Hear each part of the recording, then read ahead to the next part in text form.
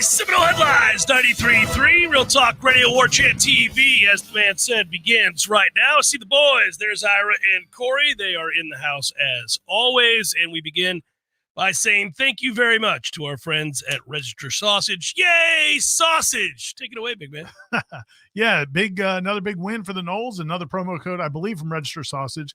And again, if you live in the Southeast United States, this beautiful country, there's a good chance you'll be able to get it. Not in your Southeast Asia. I mean, that's probably beautiful as well. No, I mean, but that's not who I'm talking about. Not for registers, yeah. The Southeast United States and United States of America. And right. If you go to your local grocery store, there's a good chance if it's a Publix, especially in the Jacksonville area, guys, it's going to be a big expansion over the next couple months. Go. A lot of new stores getting in the warehouse over there in Jacksonville. And if it goes well there, then they may be down in Tampa in the warehouses. You can get it in select stores right now across Central and North Florida, and obviously over into the Panhandle and South Georgia and South Alabama. But when you get those warehouses, that's when you get the real saturation, the real sausage saturation, which is what we're looking for. Those sausage saturation. But if you don't about that terminology, but if you don't look, we love the alliteration. Yeah. But if you don't live in the Southeast, you can go to registermeats.com and have it delivered, and go to Register Sausage social media, Facebook, Twitter. I think the Gram. That's what the kids call it, Jeff. Oh, they call it the Gram? They call it the Gram. I thought Instagram would have aged out by now. Isn't they on to the next? You're just waiting for whatever the next thing is. You're one of my most active follows on Instagram. You're constantly putting stuff on because I don't use Facebook, so Instagram's kind of my thing, and I don't do much on Twitter these days other than to promote what we're doing and things that are happening on Warchant. So Instagram's my little, but I figure I'm old. They got to be moving on to the next thing, right? I know Snapchat's very popular. And TikTok. But, they still using TikTok? I think so. It's time. On to the next. Yeah, on to the next. What's next? What's next, gang? Registermeats.com is the website. And again, if you're in this part of the state and they don't have it, talk to your meat manager. So now the question becomes, let's just say it. Do we think they go undefeated in the regular season? I think they do. What would you put the odds are at that? Like 60%? Maybe higher. I'm going to say 74. I would say, I think it's a little higher than that. I think I saw actually a percentage on a couple different sites. 3 road games. Wake. Well, yeah, but none are just, again, until you prove you can play well on the road, which this offense is not. Let's see it. I'll feel much more confident about Pitt seeing if they can actually play well at Wake. Because they haven't. I mean, they've only had 2 chances, a small sample size, but they were not good at a noon game in Boston. No, you do have to create your own energy in these places, especially Wake Forest, and it can be difficult, as we well know. And Snuggy Hill has been a nightmare. And they were piping in some noise today at practice, Jeff.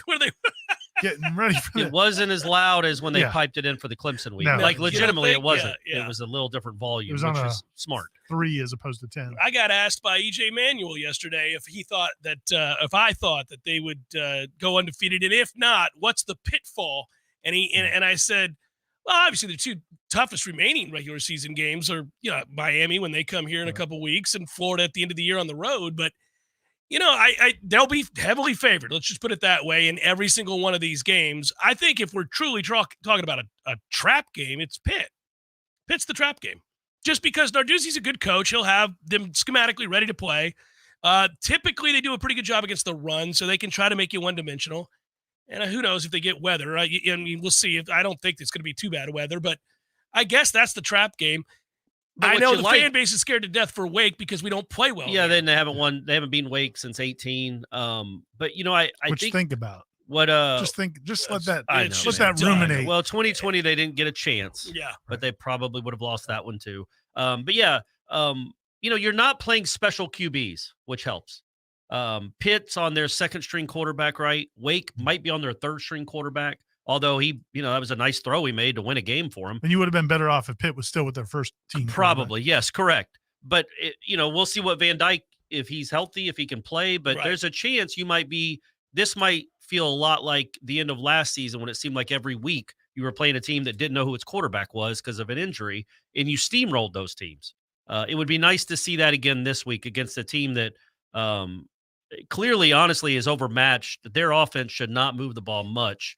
They lead the country, Jeff. I don't think you knew this. I'm going to let everybody know. Wake Forest has given up more tackles for loss than anybody in the country. They're dead last. Tough day at the office. Yeah, 8.5 tackles for loss per game they're giving up. Yeah, I'm not worried about Wake. I know that most of our fan base will be shut your mouth, Cameron. But no, I'm not. I'm not worried about it. Go up there, take care of business. If for some reason Florida State were to stub their toe against Wake, well, then they deserve all of the criticism. Yes, correct. Just like, you know what? I'm not sure I wasted my time. Why I wasted my time for these last 2 months. Yeah, honestly, you can't. Your season can't be ruined and sent off the cliff by Wake at this point. And also, what these two teams are. I do want to say this: when you go back and look at that Boston College game now, in hindsight, with a little bit of perspective, that quarterback is ridiculous. But he hasn't been in every game since, Corey. He was in the fourth quarter the other day. I saw it too. But it's every game he's throwing for 250 and running for 100. My point being, he can have some special moments where you're like, okay, in a matchup of Jordan Travis versus whoever Wake's quarterback is, that's a huge disparity. Same with Pitt the next week. Well, when Castellanos is playing well, that's not a big disparity, man. That kid can make some serious plays. No, he's capable. So looking at that game, there just aren't any of those guys left on the schedule, save for Van Dyke isn't like him, but Van Dyke can make plays. Yeah, but Miami actually has better players, not better players than Florida State, but they got better players than anybody you're going to face the rest of the way, and they actually can control the line of scrimmage. Yeah, and I've been talking about this for a while that they were markedly better on the offensive and defensive lines, and we've seen that they've been hit and miss in terms of the skill positions. Although we're starting to see some guys emerge there. The question for Miami will be the quarterback. And because if he doesn't play, they have very, very little chance. Very little chance. That's correct. But we'll see. Beat Clemson. Beat Clemson without him. They did. The thing though, what's weird about this game with Wake Forest though is like, I think most fans, I think certainly the three of us, and I know a lot of people at Florida State in the administration and people around the program really would like to hang 60 on Wake Forest. Let's just go ahead and do that then. Yeah, but let's go ahead on and do that. You know what's weird though is I don't know if the players had that feeling at all because most of them weren't even here for most of this. I mean, like they were here last year. Well, they were here last. Some of them were here last year, not all of them, and then a lot of them weren't here 2 years ago, 3 years ago. So you know what I'm saying, like. There's a history for Florida State with Wake Forest that nobody would understand unless you are actually have been here. I would just Mike understands it, and it's time. Mike, let's go. Run it up. You've been here. Let's run it up. Yeah. Let's get it moving here. Also, it would be fun because you got to find a way to stick a pin in the balloon that is the fastest growing brand in the ACC, not named Florida State. Sure is. You just got to put an end to that popularity, and you can do it. Little 66-7 on Snuggy Hill, put an end to that real quick. That would be wonderful. That'd take the wind out of the sails. I think FSU put out a graphic about 3 or 4 weeks ago about how FSU was leading the ACC and still is in terms of eyeballs on TV sets by a wide this season by a huge margin. And the graphic showed the ACC schools and it only showed like the top 7 or 8. And I think, from my understanding, Wake Forest was last or close to last. I don't know how that's possible. That doesn't make any sense. He didn't get the memo. They should have done it like an eye chart, like Florida State's in big letters, and then they get slow, and you have to really squint. I can't read the last line. Is that a W? Wake? Is that a W and an F? Yeah. That's a toughie. Apparently, somebody should go ask the athletic director. Their metrics are a little different over at Wake Forest. What they're using? Yeah. Or maybe going into the season, they were rapidly climbing. It's been a tough year. And then for whatever reason, the popularity, the rising stardom of Wake just fell off. Well, people will be watching this week because Florida State's playing and people watch Florida State. So this could end up, I mean, look, man, things change quickly in college football. We've seen that. College sports, the landscape changes. Yeah. This could be our last trip to Snuggy Hill, guys. It really could. Why are you saying he ain't going? I'm not going. He's never been. It could be our last trip to Snuggy Hill. I know. I'm So they damn sure better go out with a big win. They need to win. And look, I'll take 1 point wins the rest of the season. No, shut up. No, I will. You can't afford to. But yeah, sure you can. No. But if you win the rest of your games by 1 point, you'll be fine. My point is, I want this one. Think so. I want this one to be a 50-point bludgeoning. And it's irrational. Why do I hate Wake? Like, Wake is actually overachieved for what they are. Oh, you can have both. I've done this. I appreciate what they've done. I appreciate what you've been able to do. Now go to hell and let's beat them 60-0. Badly. Yeah. Lose badly. It's not their fault that they keep beating Florida State and a couple of their fans or maybe media members are a little bit annoying. It's not their fault. They should be punished for actually exceeding expectations while Florida State has meandered for the last 5 years. But I just want it all unleashed.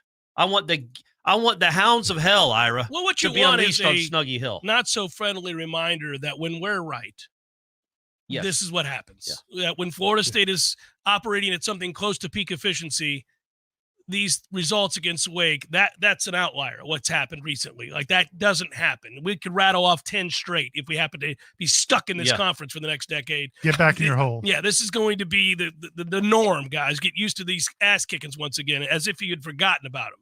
Yeah, from the 90s, and there were a lot of them then. And 13, you beat them 13, 14 in that range. You were beating the tar out of Wake Forest too. Well, anybody you played pretty much. So it will be interesting. I do think the providing your own energy thing is the part of it. That's it. It's not the matchup. It's because we've seen teams kind of sleepwalk. Like you said, the players don't feel the same sort of animosity that Corey and I and many in the fan base feel.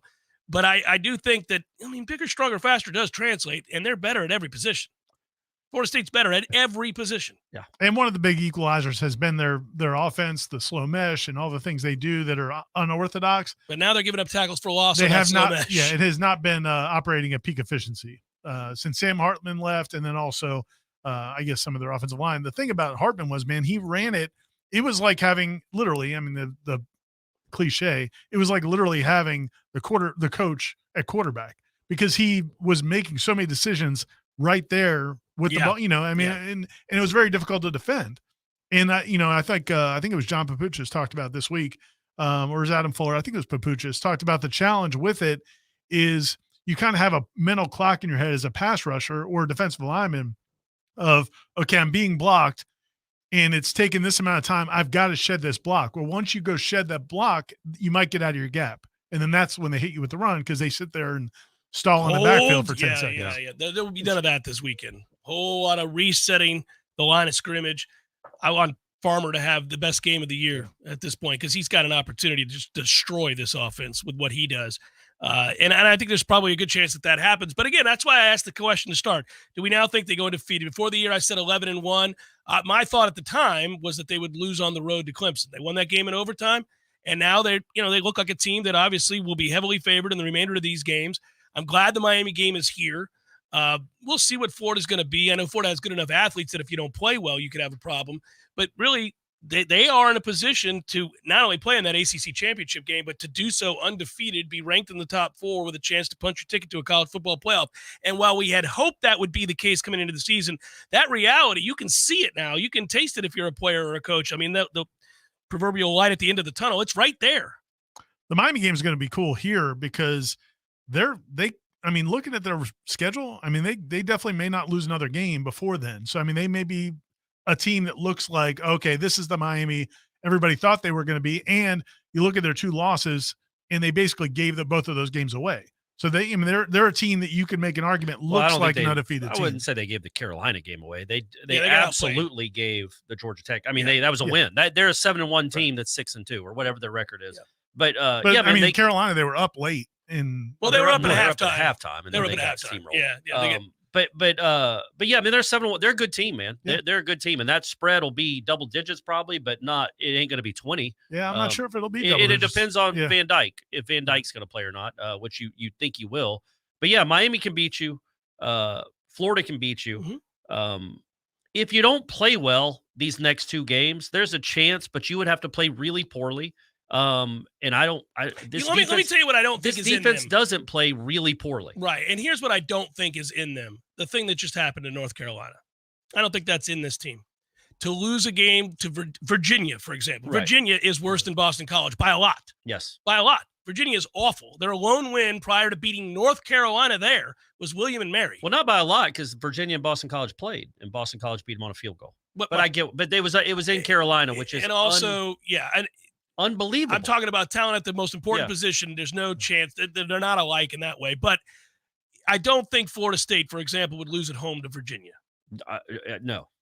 Yeah. Under any circumstance. I don't think I could. I couldn't, especially not with, say, the number 2 pick in the draft, armed at quarterback. I don't know how that's even possible. That's a Mac Brown special. I don't think this team's doing that. I don't think they're undefeated without the Walker kid.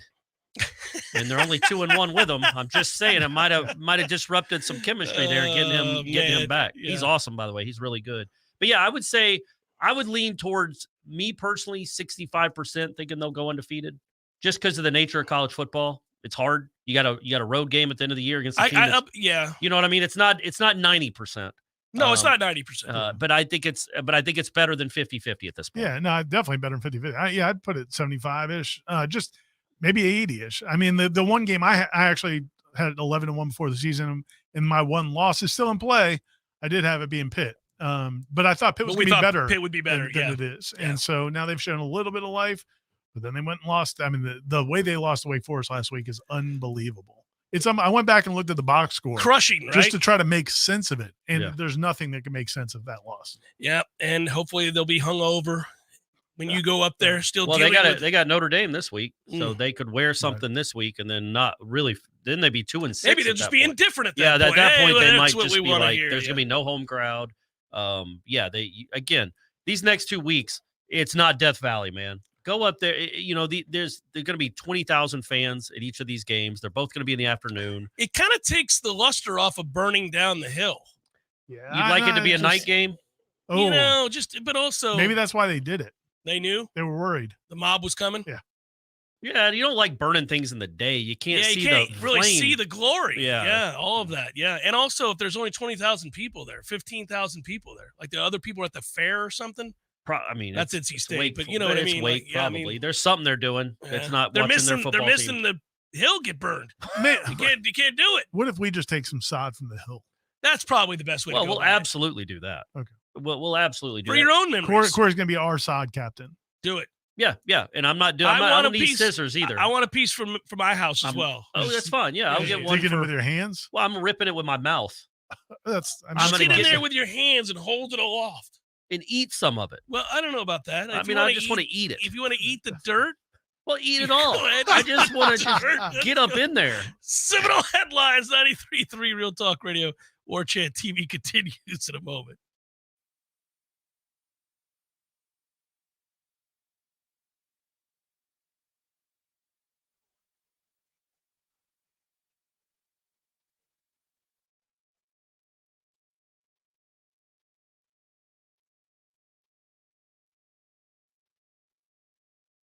The bunk con lechon, Jeff? Is that what is the pork? The bunk con lechon, Jeff. Okay, the bunk con lechon. It's delicious. All these things, all the items, everything you do, a master cook. But, sir, I would ask you, what is a skill that you possess that you're particularly proud of that nobody would know and that you could share with us here? Growing hair, Jeff. Growing hair. You're an asshole. Gordo's, bringing the flavor and flair of Cuban food to Tallahassee since 1996. The future of joint pain relief is here. It's QC Kinetics, advanced regenerative medicine. This is amazing stuff. Hey, everybody, it's Greg Tish. If you've been told more steroids or surgery are your only options, don't be so fast to jump on that train. Get a second opinion and learn more about how you can harness your body's own healing agents to attack that joint pain you're having every morning. QC Kinetics doesn't mask the pain. These treatments go to the very root of the problem, using concentrated healing properties placed directly in your joint to restore and repair that damaged tissue. Imagine waking up every morning this fall with no more pain in your knees, your hips, your shoulder, your back, with no drugs, no downtime, and no surgery. It's all about the motion in life. And QC Kinetics is giving people their lives back with this all-natural treatment. Give my friends a call today, 850-391-4280. That's 850-391-4280. 850-391-4280. QC Kinetics, the nation's leader in regenerative medicine. Honey, I just got a text from Dave. He wants us to come over for a barbecue. What's our excuse for not going? Oh, no need for an excuse anymore because Dave got a new grill from Hearth and Patio. Oh, thank goodness. Dave, we will be happy to join y'all this weekend, and congrats on the new grill from Hearth and Patio. My wife said she would bring potato salad.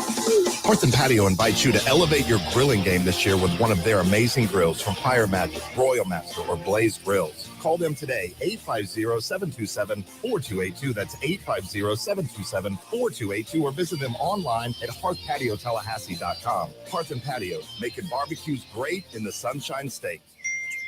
Honey, Dave said no raisins in the potato salad this time. Call them today, 850-727-4282. That's 850-727-4282, or visit them online at hearthpatiotallahassee.com. Someone who thought texting was a better idea than stopping for a traffic light slams into your rear bumper. Now your back is injured and you've got to be at work and rehab, all without a car. I'm Dana Brooks of Basic Brooks Law Offices, and we hear stories like this every day. You shouldn't pay for someone else's mistake. Call us at 850-777-7777 and we'll make sure you come back stronger. Life is stressful. Dinner shouldn't be. That motto is why Register Sausage has been doing business in the Florida Panhandle and Lower Alabama for over 75 years. A proud sponsor of Seminole Headlines, Register Sausage always provides the best Southern smoked sausage to over 140 grocery stores and restaurants throughout the Southeast. Headliners have discovered the Register's difference. You can too. To find a store that carries Registers near you or to buy directly, head to registermeats.com. That's registermeats.com. Register Sausage. Yay, sausage! Seminole Headlines returns now. Head to YouTube and search for Warchant TV today to catch the show live or on demand. Now, here's Jeff Cameron, Ira Schofel, and Corey Clark. Any big revelations you two could tell us from practice today that are of interest that we're allowed to talk about? No. Mike Norvell, not a huge revelation, but Mike Norvell said that Dennis Briggs, who's part of that defensive line rotation, is out for the next probably week or so. He didn't play in the Duke game. He's probably not going to play in Wake Forest.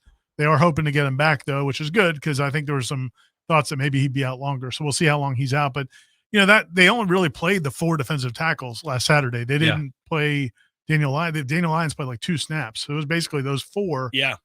Which is, it's fine, but it was nice to be able to play 5. Full allotment back.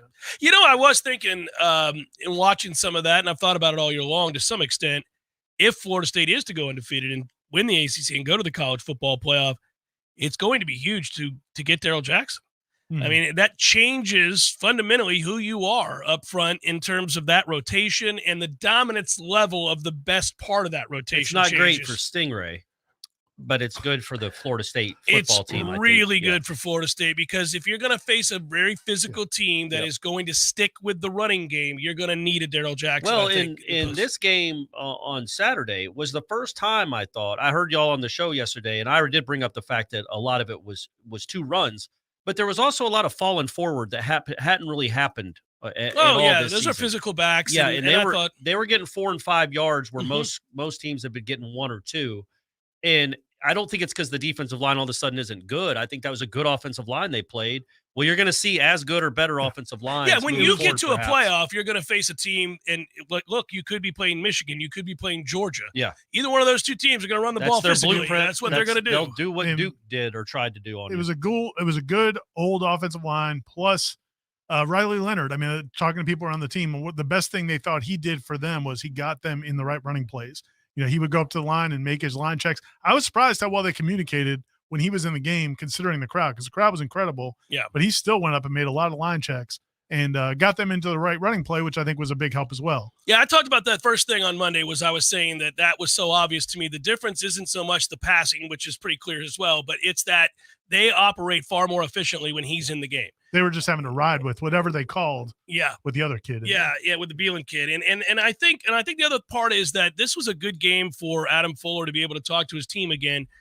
When you're able to spill guys to the outside, all that's required at that point is who's ever got the run fit. Whether in one case it was Cypress who blew it terribly on the long run, and that's an awful play. Also, Bethune getting held was a big problem. But that, on the one especially, and then Deloach did get held, but it wasn't like he was in great out of position anyway. But that should have been a 5-yard run, a 7-yard run. But my point is, these are the examples that he can show. And, and again, they're going to talk about holding. That's fine. I wouldn't bring it up if I'm him. No, they didn't talk about holding. Right. We talked about holding. But I would spend a lot of time on saying, why are you here? You're not even where you're supposed to be. Sure, you're being held. You're not even where you're supposed to be. This is something that Florida State has to clean up. But that's true of any team. You're always looking to fix as you go along. They've got to do better with that because every time it spilled to the outside, there was wide open running lanes there early in the game. That's how you have a 45-yard run. Right. When Cypress comes over, he's nowhere. That's an awful angle. I don't know what he's doing. And it happened more than once. And so those things, that's what you clean up. And when you face a team that is disciplined in the run game, who have, I think it was 15 different run variations that they utilize, you're going to have to be where you're supposed to be. just over and over and over again. Even if you think, oh, no, it's right there. Nope. They're setting you up, man. He's created the extra gap.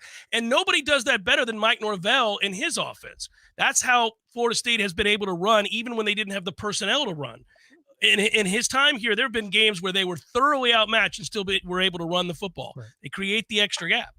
So Duke did a good job of that. Yeah, they did. I mean, yeah, give them credit. But I also think you could also make the case that Florida State had played fundamentally sound, which they're capable of, then 100 of those yards pretty much go away. It wasn't because I think the implication is when you look at 200 yards rushing and you're like, oh, man, they just were smash mouth. It was like Oklahoma just running it down their throat. It wasn't really that. First half, it was 4 or 5 yards. It was a lot, but 4 and 5 yards. It's not, man, that's different than, 10 yards a pop, 8 yards a pop. Well, if you're giving up 10 yards a pop, you got a real problem. I know the success rate ended up being 40% for Duke, the success rate running the ball. Most of that success rate was 0 in the fourth quarter. Yeah. So they got worn down. Now, if you just look at the first 3 quarters, it's still too high a success rate running the football when the team is kind of one-dimensional. That's all they could do. You kind of got to stop that. But that's, again, something that I think if I'm a coordinator, I'm like, okay, well, look, we got to do better. We shut them out in the second half. But, guys, here's what we're going to have to do, because you're talking about trying to win a national championship. And at some point, Michigan's run game is incredibly varied, and so is Georgia's if they get there. We'll see if they get there. I don't know. Without Brock now, we'll see if they get there. But it's interesting to think that they can still get better, which is cool. And they're going to need a Darrell Jackson in a playoff game, I think. How funny will it be if Michigan this week gives up 37 points?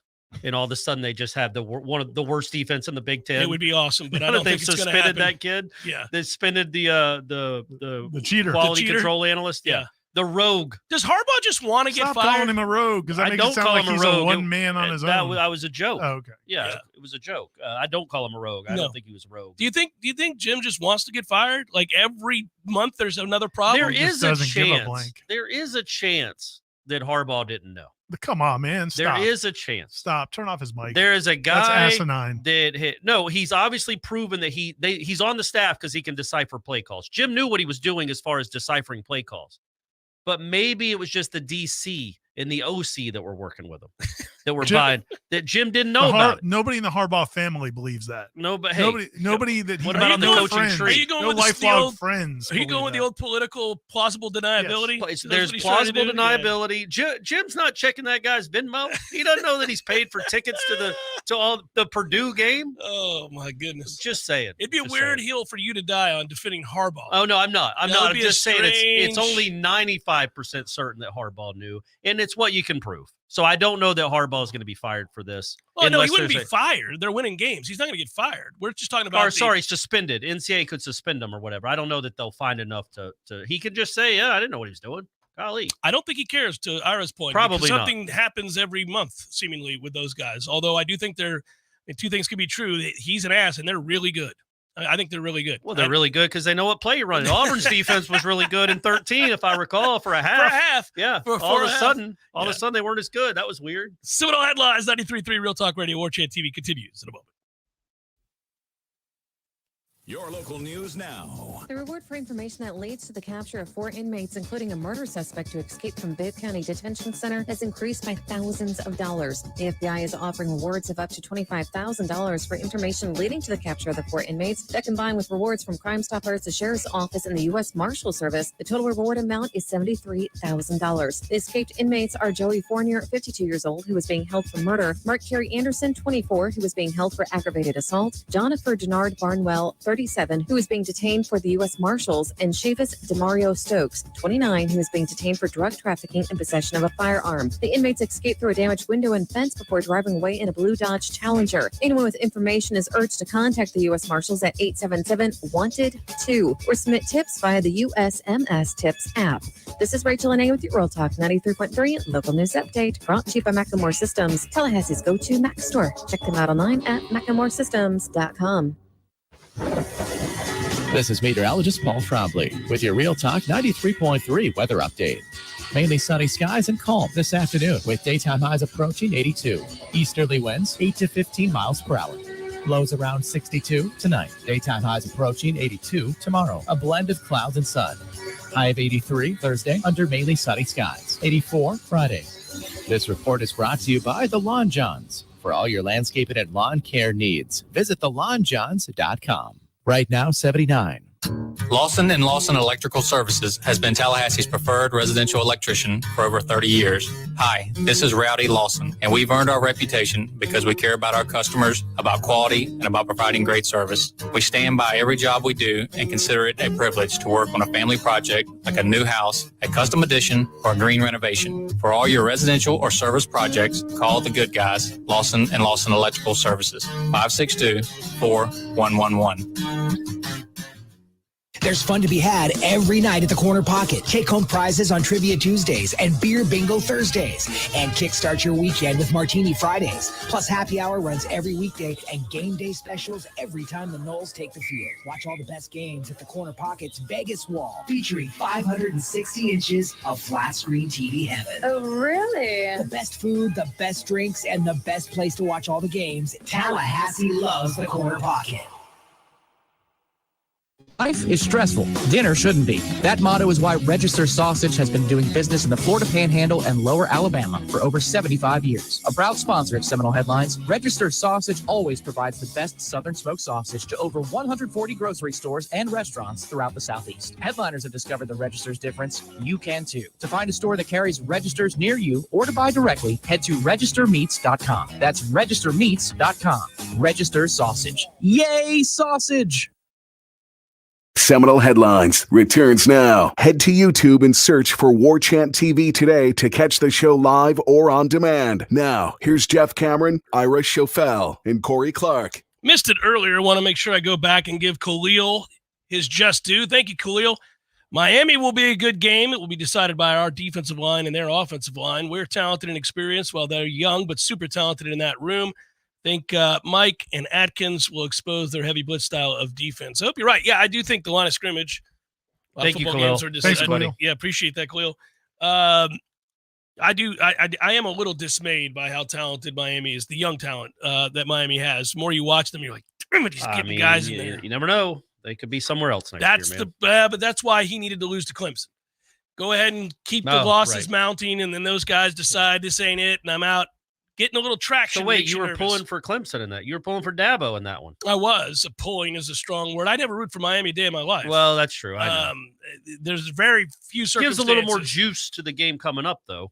Yeah. No, listen, but I don't even think – I just didn't want Miami to gain any momentum. I got you. And I thought by screwing up the Georgia Tech game, creating doubt, if you lose this game, all of a sudden you got 3 losses. You're too talented to have 3 losses. People begin to second guess because obviously Mario's reputation is well earned. He's a terrible game day coach. Yes.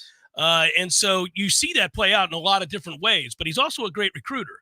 So you worry that you get to a place where you have good enough players to overcome your poor coaching. And a lot of times that's what great recruiters try to do. Jimbo was trying to do that.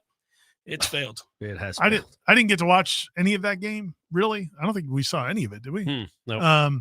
But not like statistically, what Miami's defensive line did against Clemson's offensive line doesn't shock me because I don't think Clemson's offensive line is that good.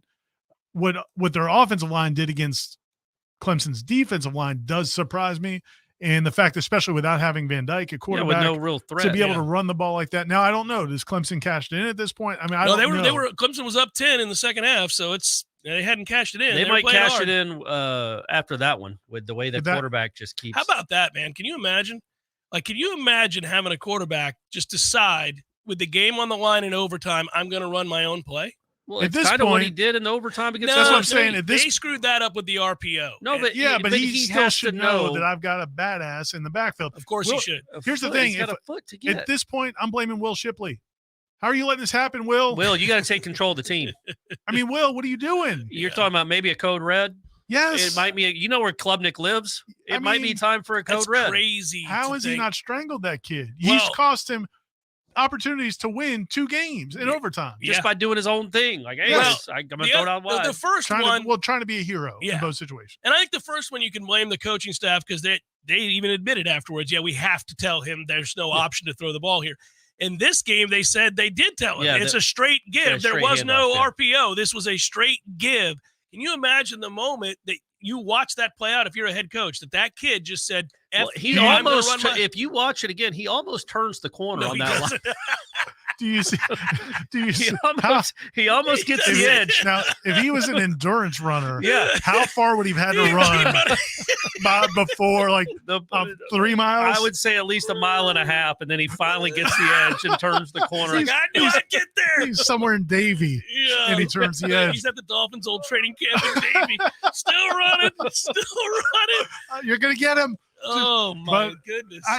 It's unbelievable. And then, but the great thing to watch is Shipley's reaction, because he runs into the hole, like he thinks he's getting the handoff, runs into the pile, and then he turns around like, where did it go? Yeah. Where's the ball? And at that point, Will, you need to go over and just start pounding on him. He should have chased him down and tackled him too. From behind. Is it even a penalty if you beat up your own No, teammate? I don't think can't so. be. It can't be. I He's not getting can't suspended. imagine. Like, that is how you would get your ass kicked in the locker room. I mean, it's incredible. Yeah. Yeah. It speaks to much larger dysfunction, which I love. And what do you do with that guy now? I mean, he's got real potential, but He he's does. just openly double middle fingers to the coaching staff. And it's like, and that we were talking, Corey and I were texting with Aslan about it. Aslan, from a human standpoint, you feel bad for the kid, because the kid did own up to it in the post game, and yeah, I should have given it to him. I knew it was, I don't but feel it's bad like, for him. but it's such a high school quarterback move. Like it's such a not understanding that you're playing with grown ass men who are thrilled that you're deciding. Yeah. So they don't want to tackle Will Shipley, but they would love to tackle you. They don't want to tackle Will Shipley when only Will Shipley has to gain is a yard. Yeah. And they would rather tackle your dumb ass out here floundering about in the flats running a 6.7 40. Yeah, they're going to be all right trying to track you down. It's such a hero move. It's It'll be bad. interesting to see what that looks like moving forward, because they lost DJ pretty quickly, like as far as like Right. the confidence in that kid. The fan base turned on him, and if the fan base turns on this kid, which the coach already has, we'll see what that looks like And next then- year. and then He we got- might go to the portal and actually have to go get a quarterback. Maybe. We could probably save the Dabo rolling him under the bus discussion for coach speak. But dude, I can't remember the last time I've seen a head coach just outright say, Oh, he's fed up. This is exactly what happened. This kid screwed us. Like Yeah. you don't ever So see he that. gets asked, was that an RPO, coach? No. No, straight handoff. Straight give. Straight handoff. Yeah. It was there was no. We wouldn't be dumb enough to call an RPO in that spot. And then he Again. pauses and he's just like, I don't know. Guess he's just trying to make plays. Yeah.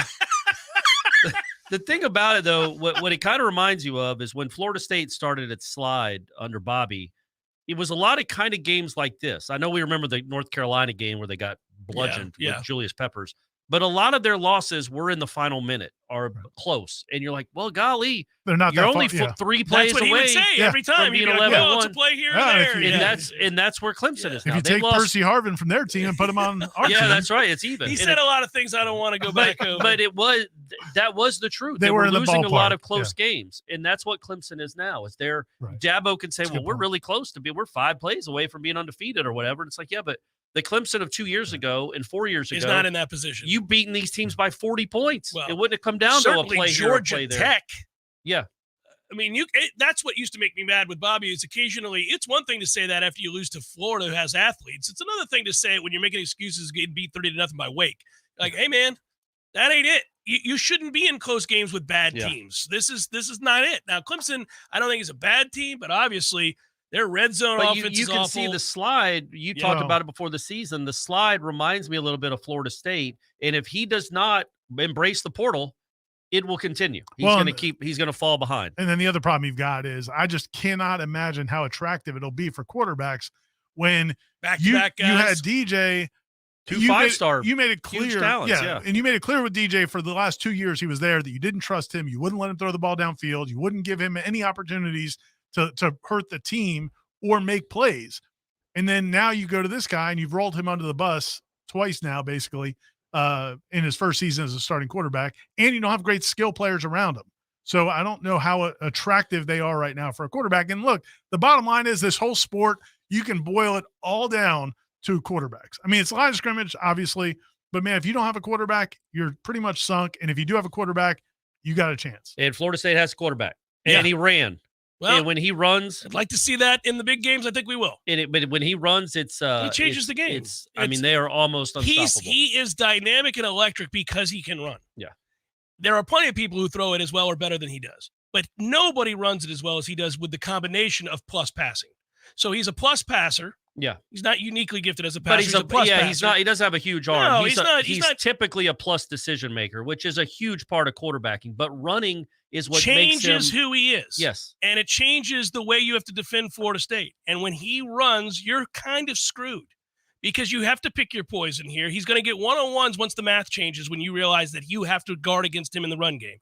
And he's going to make those plays most of the time. Occasionally he throws high. That was the brilliant thing about what they did in the second half. And again, like everybody wants him to run more, but doing it in the second half, Duke's whole game plan was they knew he wasn't going to run. That's why they were able to play their safeties back. That's why they were able to bracket the outside wide receivers, because they did not think he was going to run because he has not been running the ball. And he didn't run in the first half. If he had run in the first half, now they can make adjustments at halftime. But he didn't run in the first half. He ran in the second half, and I thought that was really smart because they're not going to be able to change everything on the fly. It'll be interesting to see how they start the Miami game.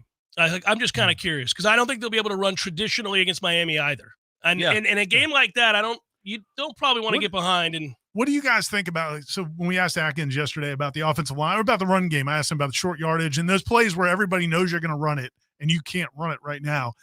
He seems to think it is about experience, not experience, but like experience in this system, knowing exactly what they're supposed to do. He said there was like several individual mistakes that led to those problems. Do you guys buy that? Or is it just these guys are not going to be able to run in short yardage traditionally? I think it's the latter. I think it's the latter. Now I always defer to Alex Atkins, who knows more about coaching than I could ever dream of, but just looking at that team physically, the one weak spot is that they're not great on the offensive line. The talent is not elite. And I think they're good enough. They're good enough to win a lot of games, obviously. But I don't think that they're going to just suddenly start getting those short yardage situations worked out. I just don't. I think we have overwhelming. And I agree with you. And I thought it was interesting that he was trying to give some reasons why, which I guess, he's not going to. Yeah, he's not going to roll his guys. Yeah. But I would say this. I think that you've seen enough now to know it. Like I think in years past, the last few years, a lot of times they haven't even tried it. They've done eye candy. They've done different things to get those yards.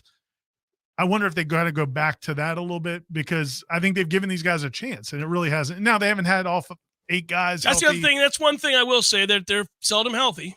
Yeah. I mean, it's rare that they've had the 5 out there at the same time, all healthy at the same time that they would want out there. Right. I don't think. And that is frustrating. But again, at this point, you are 7 full games into the season. I don't know when that's going to happen. Yeah, and you look at that 4th and 1 decision he made at his own 36 is, if Jordan keeps it, he's got Jaheim Bell as a lead blocker and there's one guy out there. Yeah. He didn't keep it. But so in that instance, that's probably a 15-yard play if he keeps it. In that, I think that's when you're 4th and short, 4th and 2-ish. Straight handoffs aren't going to get it done. You're just not. Yeah, they're not blowing people off the ball in that way. You're not moving people like that when they're By set the way, up to run. Just notice when they get down on the goal line how many times Jordan has scored this year when he keeps and just walks it. And people, I had somebody talk to me on Saturday about why is it that he only wants to run when it's a touchdown? And I'm like, well, look, you don't want to risk it in the first quarter when it's now you're at the 44-yard line. You can put your body on the line if it's worth 6 points. And that's what he's doing. It's not like selfish, like I only want to score when I get to celebrate. I don't think it's a matter of I'm going to score here. It's that's what I'm saying. It's the circumstance. Although I would also reiterate that the circumstance of 4th and 1 on your own 38 is A1 where you punt, 2 36, 36 and 1 you punt, 2 if you're not. Go ahead and run it there. You can run it there, Jordan. Yeah, that's pull it. Jaheim Bell. It's kind of an important situation. By the way, did y'all see on I think it was Jordan's touchdown run, Jaheim Bell's in front of him, like waving him. It's the best. That's great. Follow me, big dog. And apparently, I didn't know this, but apparently he was not all that interested in blocking at South Carolina, which is why he did not play a lot as much as he wanted to last year. Because he did not embrace that role. Well, he was also, I think he was dissatisfied with everything. Like they had him at tailback. And how could he? Beamer seems like a good guy. But yeah, man, he has embraced that. I don't know if he's an elite blocker, but he is embracing on the edge. Hey, notice that trend, by the way. It's the number one sign, again, of what this coaching staff is able to get people to buy into, whether it's a high school kid or a kid that comes in that's already played a ton of football. Keon Coleman, when he first got here, wasn't real interested in blocking either, and now he blocks really well. Yeah. Keon Coleman has Likes bought into doing it. blocking Like, down the field. takes pride in it. It's almost like he's figured out, oh, man, this is kind of cool because guys will do it for me too. Well, and I also everybody think does well. they do a good job in film rooms on Sundays and Pointing Mondays it of out. celebrating the guys that do it well and Clearly. probably pointing out the guys that don't give the greatest effort. And then you have to sit in a room with your teammates And and it's explain also to them the why you're not easiest pushing thing them in out the of way. world to see. Yes. I mean, because you're out there exposed. Just There's one-on-one. nobody Yeah. around you. You're able to say, what are we doing here? How come nobody's talking over here, my man? So you only have to have that happen, I think, a couple of times in that film room where you feel a bit of shame around your teammates. Especially if it stands out because you're one of the few that's not doing it done. it. Yeah. Why? Look at how quickly Hakeem is being worked into this system now. You're seeing he's getting more and more opportunities to make Big catches. third down catch. He's being trusted more and more. That's because he gave of himself and blocked even when he wasn't getting the football. And that is the ultimate reward. You got to give credit to those guys that figure it out early on. Right. You hope that in Hakeem's case, he's able to pass that on to some of the other receivers and those guys buy in as well as he did early on, because that makes all the difference between playing time or no. That was pretty impressive watching him run on Deuce's just the way he runs, the way he moves at that size is pretty darn impressive. By the way, you were at the game, right? Yeah. You were in the stands. What did you do when Deuce broke it? I mean, I screamed LHS. I was going to say, you're just excited for your alma mater, right? At that point, I'm excited for him too. And then, is that the biggest play in LA? What is it? Lakewood, man. Sorry, that's my fault. Is that the biggest play a Lakewood High graduate has made since William Floyd? Probably. In all of college football. I don't know about all that. Okay, at Florida State for It's been a sure. minute. But I've been to all of college football. Like, I don't know if Tommy Carter made some big plays back in the day or any of their other guys in between the last 30 years. There's been a lot of them. That's a big old play though for Deuce Spann, man. And he looked good at practice today, by the way. Actually, he's starting to maybe put it together at receiver too. Yeah, Tommy Carter made a lot of plays. He went out his junior year and was drafted 13th overall. Whatever. He's a pretty good player. Whatever. He ain't no Deuce Spann. He didn't do it against Duke. But by the way, I thought it was really cool for everybody that went back and watched the game. They got lucky, but having Mike mic'd up before the game talking to Deuce about where to have the ball and how to use your right hand. I mean, I didn't see that. Did that happen? happen? It's that's awesome. cool. It's really They showed cool. it after the return. They showed that clip later. He's like, hey, when you're busting free, make sure He you're. basically tells him it's going to happen. Yeah. He's like, now He's listen, like, remember, make sure you get ball in your left comfortable. hand, stiff arm with your right hand. Yeah, and he's telling him, be Or- comfortable where the ball should be in your left hand because it's, and he's letting him know. And it's just, it was really perfect. It shows the careful planning there. So And that speed is electric. Hey, you know who else was impressive speed on that return too? Braden Fisk, the guy who had the block, and he's not too far behind those guys, man. He is flying down the field. Yeah. And he's the fastest 300-pounder I think I've ever seen. He's unbelievable. Wow. Yeah, it's.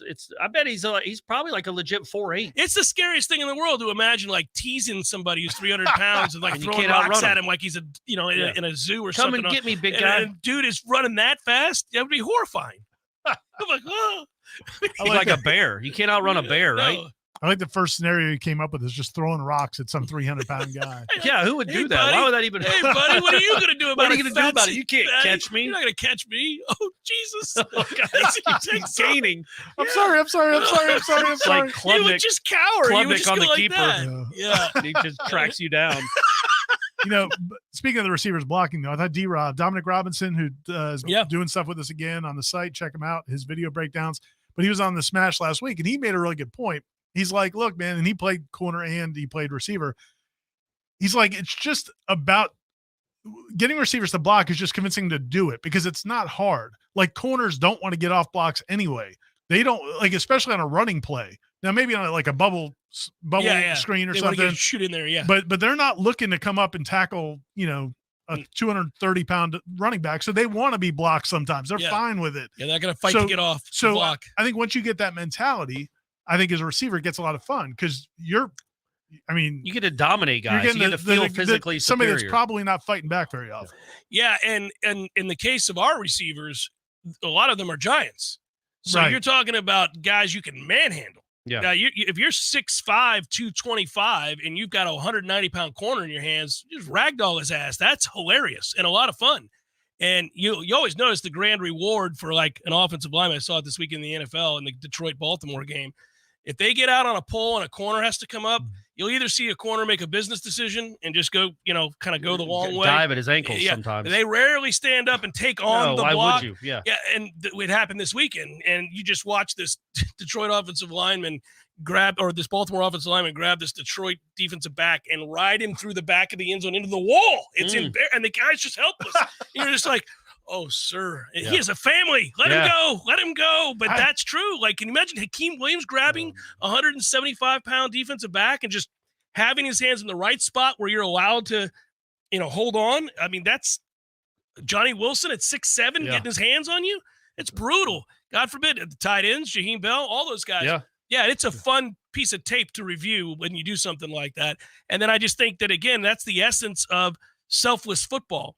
And they have done such a good job of instilling resilience and mental and physical toughness, and that's a huge part of it. That's like the whole thing that separates Florida State right now. There are other teams that have as much talent. There are other teams that, are on the same talking points as Florida State in terms of maybe making the playoff. But I doubt there are very many teams that are as resilient mentally and physically as Florida State. Yeah, and I thought Adam Fuller was really good about it yesterday, just talking about how that the defense didn't get frustrated when the offense put them in bad situations because they know they're going to pick us up later. The special team's going to pick us up. And he just said, he's like, that's what a team is. And that is what a team should be. But we also know that a lot of times I don't think I'd be a good teammate because I would have been on the headset saying, what are you doing? You're not going for this. I don't think you would have been. That's the guy that hired you. Yeah, but I'd be like, hey man, what? Hey, they just hit one run. We can get stops. We'll get you the ball back in 2 minutes. I promise. Put it away. It's okay. Please punt. Yeah. Please punt. That I would have been. But hey, Adam's much more diplomatic, and yes, that is his boss. So I was gonna say that's his boss. At the end of the day, you got to remember who you're working for. Yeah. But I hope. Well, we'll see. I mean, he's kind of. They're 0 for 4. They're 1 for their last 6 on 4th down conversions after starting the season 7 for 8. Part of the problem though is, and beyond when he does it, is that I don't think they can really win those physical battles in short yardage. Well, we know that. I think it's overwhelmingly obvious. Yeah. Right now But I mean, even the ones they were converted, like the best one all season was the one against LSU in the opener, the Toafili catch. The one against Clemson, it's a big one too. Yeah, and that's that was a huge the QB. One. That was that's Jordan, Jordan right? fighting for it. Yeah, so they, that was just a bad luck. The first one, like he got knocked kind of for sideways. Sure. Jordan would have got that. Duke's not initially lined up, and then they did the smart thing. They shoot the gaps, and you see again guys flying back. And well, Atkins said that they weren't ready for a quick snap. They didn't get off the ball because they weren't ready. They didn't know Jordan was going to. I guess didn't and know. That's another thing. I mean, that's not. We We don't. This isn't a bitch fest because they won the game against a really good team. But I do think if you're going to go for it on 4th and 1, you kind of everybody's going to be on the same page. I think they would have, except he saw that they weren't lined up. And he's like, well, let's just snap it. They're not even lined up. But that actually worked against them. But yeah, we don't want to pick too many nits because they went on a 31-3 run. It's a hell of a run. Yeah, they do that every week. Headliner questions on the way. We'll get to it in hour number 2. Seminole Headlines, 93.3 Real Talk Radio. Warchant TV continues in a moment. There's no doubt that buying a home can feel overwhelming, especially if it's your first home. You're worried about location, school zones, square footage, inspections, insurance, loan approvals, interest rates, and of course the price. Buying a home could be the most significant investment you've ever made. But there's good news. You have our friends at Legendary Home Loans, and they're on your side and in your corner. They're going to go to bat for you. Shannon Young from Legendary Home Loans can help first-time home buyers get up to $25,000 for your down payment. For first responders, veterans, teachers, military, and healthcare workers. And that's not all. Shannon is an expert navigator of the home loan terrain, and you can trust that he's going to get you the most competitive interest rates and guide you through the process every step of the way. Plus, Shannon will also get your closing costs reduced. It's the Hometown Heroes program at Legendary Home Loans. Give them a call today, 844-FSU-LOAN. That's 844-FSU-LOAN. Or go to FSUHomeLoans.com and ask for Shannon Young. NMLS number 2270-146. Now go call Seminole Glass. They'll get on the road and get it done fast. Hey Tallahassee, Sarah here. This El Nino heat is brutal. When it's hot, glass is soft and more prone to cracks. No need to call your insurance. Go to SeminoleAutoGlass.com. Upload your policy card and request an appointment. Hey, Sarah, what note does a B make when it hits your windshield? A B flat. Jimmy. Better call Seminole.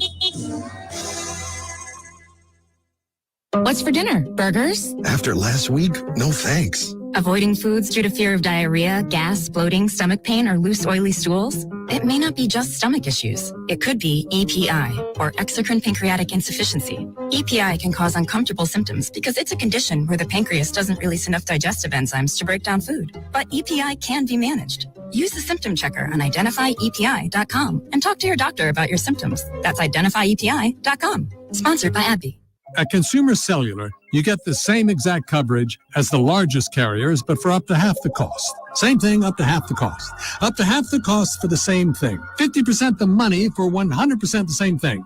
I hope I'm making myself clear. Consumer Cellular. When freedom calls, we're here to answer. Call us at 1-888-FREEDOM. Half the cost savings based on cost of Consumer Cellular single line 5 gigabyte data plan with unlimited talk and text compared to lowest cost single line postpaid unlimited talk, text, and data plan offered by T-Mobile and Verizon May 2023. Many orthodontists in Tallahassee can straighten a smile, but at Birch Orthodontics, they're dedicated to providing the finest care possible. The experienced and friendly staff is trained in all of the latest techniques. So whether you need standard treatment like braces or Invisalign, or you have a more complicated case requiring extra attention, Birch Orthodontics is here for you. Set up your free consultation today by visiting birchorthodontics.com, BURCH orthodontics.com, or call 850-877-1692. At Birch Orthodontics, they create beautiful smiles that last a lifetime. Coming up next, more of the Jeff Cameron Show. Live and local on Real Talk 93.3. WVFT. Greta, Tallahassee. The latest betting odds and live movements from Vegas. This is your action update. Now here are your latest lines from our guys in the desert. Jacksonville Jaguars return to action at the Pittsburgh Steelers Sunday. They open as a 1.5 road favorite at Acrisure Stadium with a total of 41.5. Jaguars coming off their Thursday night win over New Orleans, while yesterday the Steelers beat the Rams on the road 24-17 as a 3.5-point underdog. Monday Night Football today, it's the Minnesota Vikings, a 7-point dog at home against the San Francisco 49ers. College football Saturday, Georgia and Florida meet in Jacksonville. The Bulldogs, a 14.5-point favorite, 47.5 the total. Florida State laying 20 Saturday at Wake Forest. Get your free VSiN subscription right now at VSIN.com. For more sports betting news and information, go to VSIN.com. Mike Son at Real Talk 93.3. Darius, look who just figured out how to find my Medicare plan options. I just typed in my zip code and boom. This is not just a search tool. Look at you go, Mom. This is Walgreens making it easy to find a Medicare plan with low-cost copays. During open enrollment, use Walgreens Find RX coverage to help you find the right Medicare plan for you. This is being independent. Together. Walgreens. On a scale of 1 to 10, how's the back pain now? 22. 22. Wonky work from home desks have Dane's Acupuncture booked up. You need to get in, but this week's so full. But Finding More Practitioners has them on pins and needles. You know, my lunch is in 20 minutes. How fast can you get here? Indeed can help them hire great people fast. I need Indeed. Indeed you do. Instant Match instantly connects you with quality candidates whose resumes on Indeed match your sponsored job description. Visit Indeed.com/credit and get $75 towards your first sponsored job. Terms and conditions apply. The future of joint pain relief is here. It's QC Kinetics, advanced regenerative medicine. This is amazing stuff. Hey, everybody, it's Greg Tish. If you've been told more steroids or surgery are your only options, don't be so fast to jump on that train. Get a second opinion and learn more about how you can harness your body's own healing agents to attack that joint pain you're having every morning. QC Kinetics doesn't mask the pain. These treatments go to the very root of the problem, using concentrated healing properties placed directly in your joint to restore and repair that damaged tissue. Imagine waking up every morning this fall with no more pain in your knees, your hips, your shoulder, your back, with no drugs, no downtime, and no surgery. It's all about the motion in life. And QC Kinetics is giving people their lives back with this all-natural treatment. Give my friends a call today, 850-391-4280. That's 850-391-4280. 850-391-4280. QC Kinetics, the nation's leader in regenerative medicine. Live from Tallahassee, the Holy Mother of God Greek Orthodox Church presents the Greek Food Festival. Bring the entire family. Enjoy baklava and other Greek pastries. Enjoy a complete dinner. Free admission. Come for the food and leave with the culture this Friday and Saturday, 10 to 10. Your body is a masterpiece designed to heal itself from within. Learn how to maximize your health by tuning in to Phenomenal Health with me, Dr. Ryan Finn. Saturdays at 2:30. Experience true health today and call Finn Chiropractic at 386-7700. Many orthodontists in Tallahassee can straighten a smile, but at Birch Orthodontics, they're dedicated to providing the finest care possible. The experienced and friendly staff is trained in all of the latest techniques. So whether you need standard treatment like braces or Invisalign, or you have a more complicated case requiring extra attention, Birch Orthodontics is here for you. Set up your free consultation today by visiting birchorthodontics.com, BURCH orthodontics.com, or call 850-877-1692. At Birch Orthodontics, they create beautiful smiles that last a lifetime. It's time for Seminole Headlines, featuring Warchant.com's Jeff Cameron, managing editor Ira Schofel, and senior writer Corey Clark. Your weekly dose of all things FSU, pistols and pies starts right now. Here's Jeff Cameron. Hour number 2, Seminole Headlines, 93.3. Real Talk Radio, Warchant TV. It is time, as we're wont to do, to get the headliner questions. But before we do, we should say thank you to Dr. Birch. I was in Dr. Birch's office, Birch Orthodontics, about an hour before the show. Nice. Yeah. It's been a while. It has been a while. I haven't been by. I needed to go by and just went by, and there it was. And they were pleasant as always. I like the fact that Dr. Birch stepped up to the plate. We talked about it on Sunday Smash, Corey. Okay. As you look at your phone. Yeah, but I'm researching something. Show's going So on. research, you're right. research. Yeah, we're doing the show. That because one of the things I said was I think I'm in a weird place with when it comes to hearing what the fan base is saying. Because, Jeff's been doing talk radio forever. Back in the day, he used to take phone calls. I remember. Yeah. And the glory days. You hear people call in the show and they're saying what they think. And that same thing now with message boards and social media. And obviously, you're hearing the portion of the fan base that is most vocal. So they're probably going to be the most critical. And so when you're 7-0 and you get up on the message boards on Sunday and you see people kind of griping about this or that, or, oh, well, this is just, this team's never going to be a complete team or whatever, it just wears at me a little bit. And I put out a plea to maybe get the positive people posting and get on the message boards and get on social media and say what you think. And I think Dr. Birch is the only person that's taking me up on it. She tweeted yesterday that she loves this team. She tweeted you and said, I'm taking to the streets to say I could not be more thrilled to be 7-0. I love Jordan, Adam, Mike, defense, offense, special teams. I love to win. What else is there? I love to win. Amen, Heather. Yeah, that's what we're talking about. Yeah, so there you go, buddy. So again, not only do they do the best orthodontic work you could get, great customer service. They're winners. Payment plans. They love winners. Yeah, because that's what they do. Win. Yep. And they're appreciative of a very good football team. So thanks, Dr. Birch. We appreciate you as always. Yeah, we do appreciate the fine work and the unwavering support, both of this show and of the Noles. And birchorthodontics.com, BURCH orthodontics.com is the website. Call them and set up a free consultation, and they'll take care of you. So there's a question from Brandon right off the bat that I'm going to summarize that has to do with the rotation on the offensive line and whether that can cause inconsistencies. And it is interesting that they've chosen to do that now, but some of that, Brandon, it has been an awful lot about a lack of health. Necessity. They've had to do a lot of this. I don't think that this is something.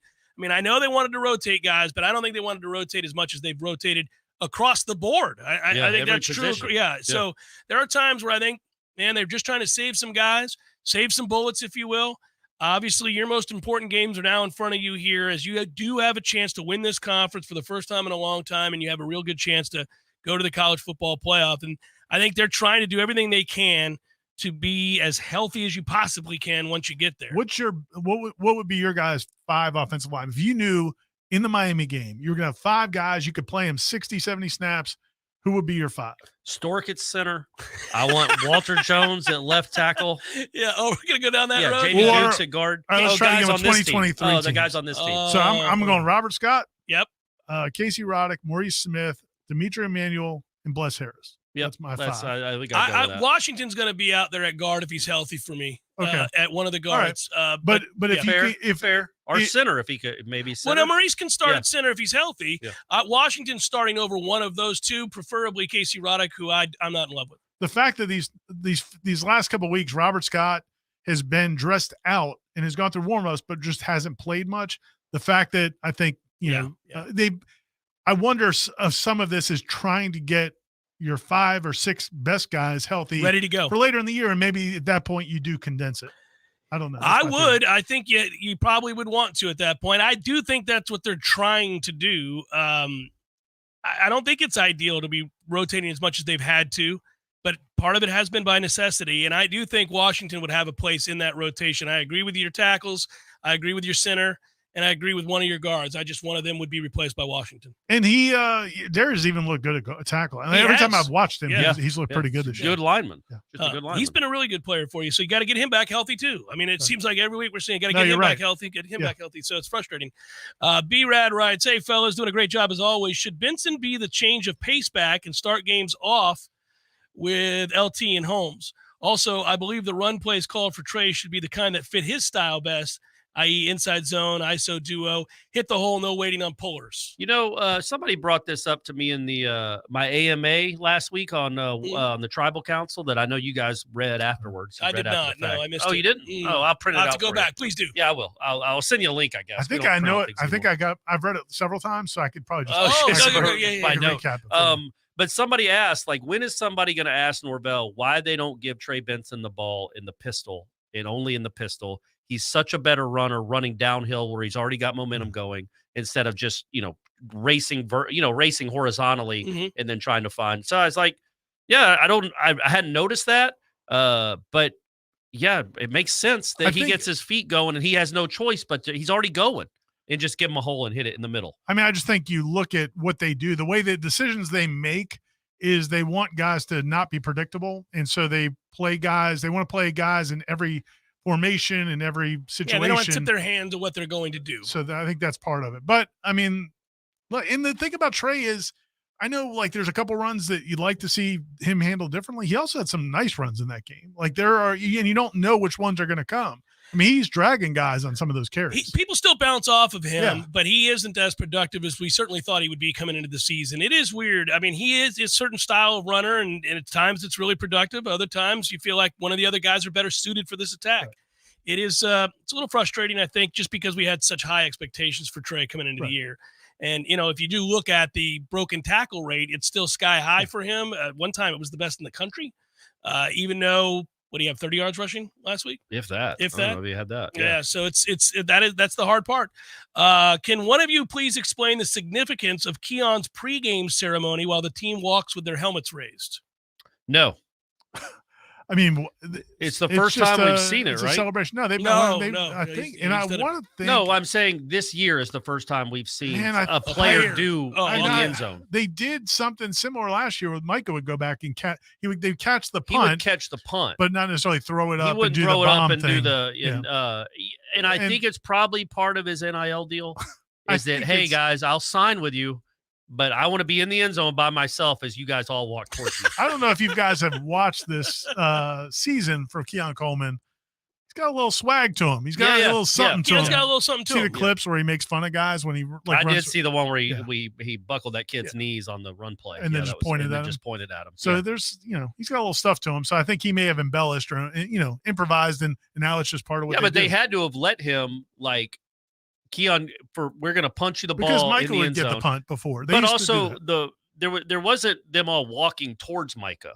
Like he would catch the punt and then they would all sprint up at him. Right. He does it twice. He catches the punt and then later he's just standing in the end zone while they all walk towards him but he's Keon Coleman. If he wants to call plays for a quarter, exactly, you let him call plays. He's Keon Coleman. He can do whatever he wants. Dane just contributed to the cause, guys. And he asked this question. What are the most frustrating losses in FSU history due to suspensions and or injuries? Yikes. Thanks for all that y'all do and go Noles.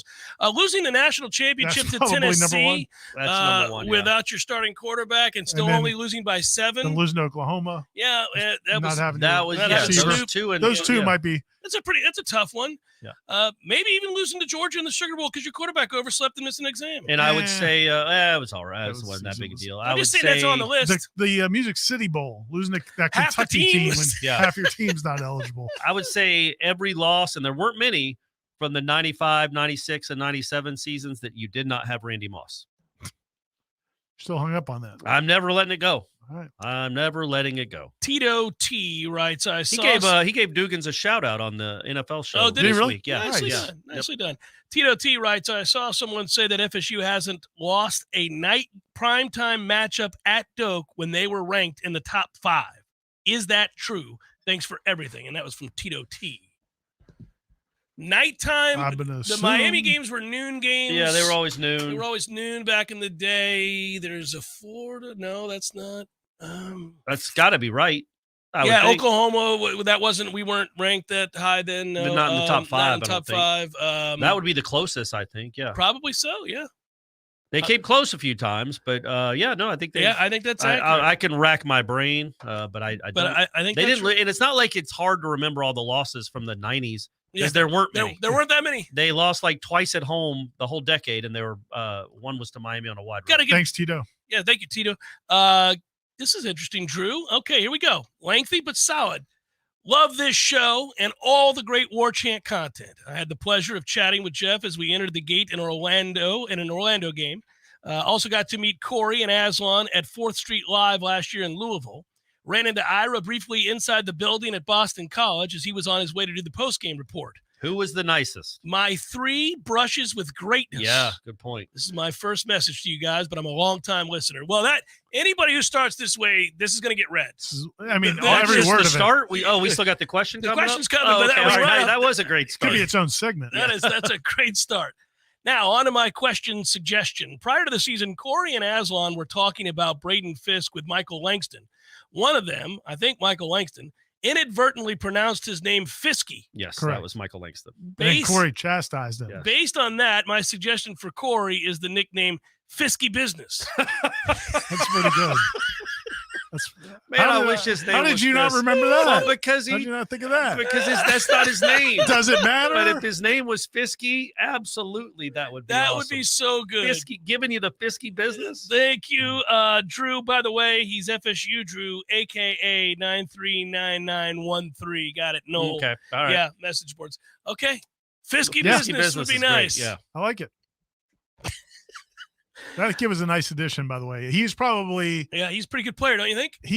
I'll be honest, man. He and Keon Coleman both have pretty far exceeded what I thought they might be. And we knew they were going to be, especially Keon. You knew he was going to be really good. You didn't go he was going to be like the second best receiver. In the country, perhaps. I mean, the game day, CJ Stroud's talking him up. Yeah, like just dropping his name, just like, oh yeah, man, Keon Coleman's a beast. Well, he saw him at Michigan State, and I mean, Keon is a star, and I thought he'd be a star. But this is obviously another level. He's an amazing player. Gentlemen, when is the statue or at least a trophy of Corey Clark going to be erected or displayed for the question that saved the program? That's from Nicholas. He wants to know. Yeah. Do you get people to do this? No, do you I don't. I people don't. to do Look, this? I can't control the fans. And how dare you even ask that they're so controllable? It does seem that it's been suggested somewhere along the way. Well, no, I mean, I have brought it up that how I saved the program, but I'm not telling people to agree with it. They just happen to. And what would the statue even be? Would it be me pouring the champagne on myself? Maybe. It would be the picture of you asking the question and then the death stare back. Well, that's you'd have to have statue. Mike. All statues have a death stare. They're not I'm saying moving. like Mike's death stare back at you. Okay, maybe it could just be a picture of both your heads just staring at one each another. other. Yeah, that's just not bad. One another. Yeah, like the Tebow Promise statue. It's gonna be the Corey question the statue. wispy promise. That would be funny if his whole answer was transcribed as a plaque, because it would take up a whole city block. Ryan writes, this team reminds me so much of the 98 and 99 teams. Really good defenses that play a ton of guys and are anchored by really good defensive tackles, veteran offensive line, multiple running backs, playmakers at wide receivers, and good kickers, even if Fitz doesn't quite have Jano's personality. I like the 98. I like the 98, 99 teams a little bit more, but me too.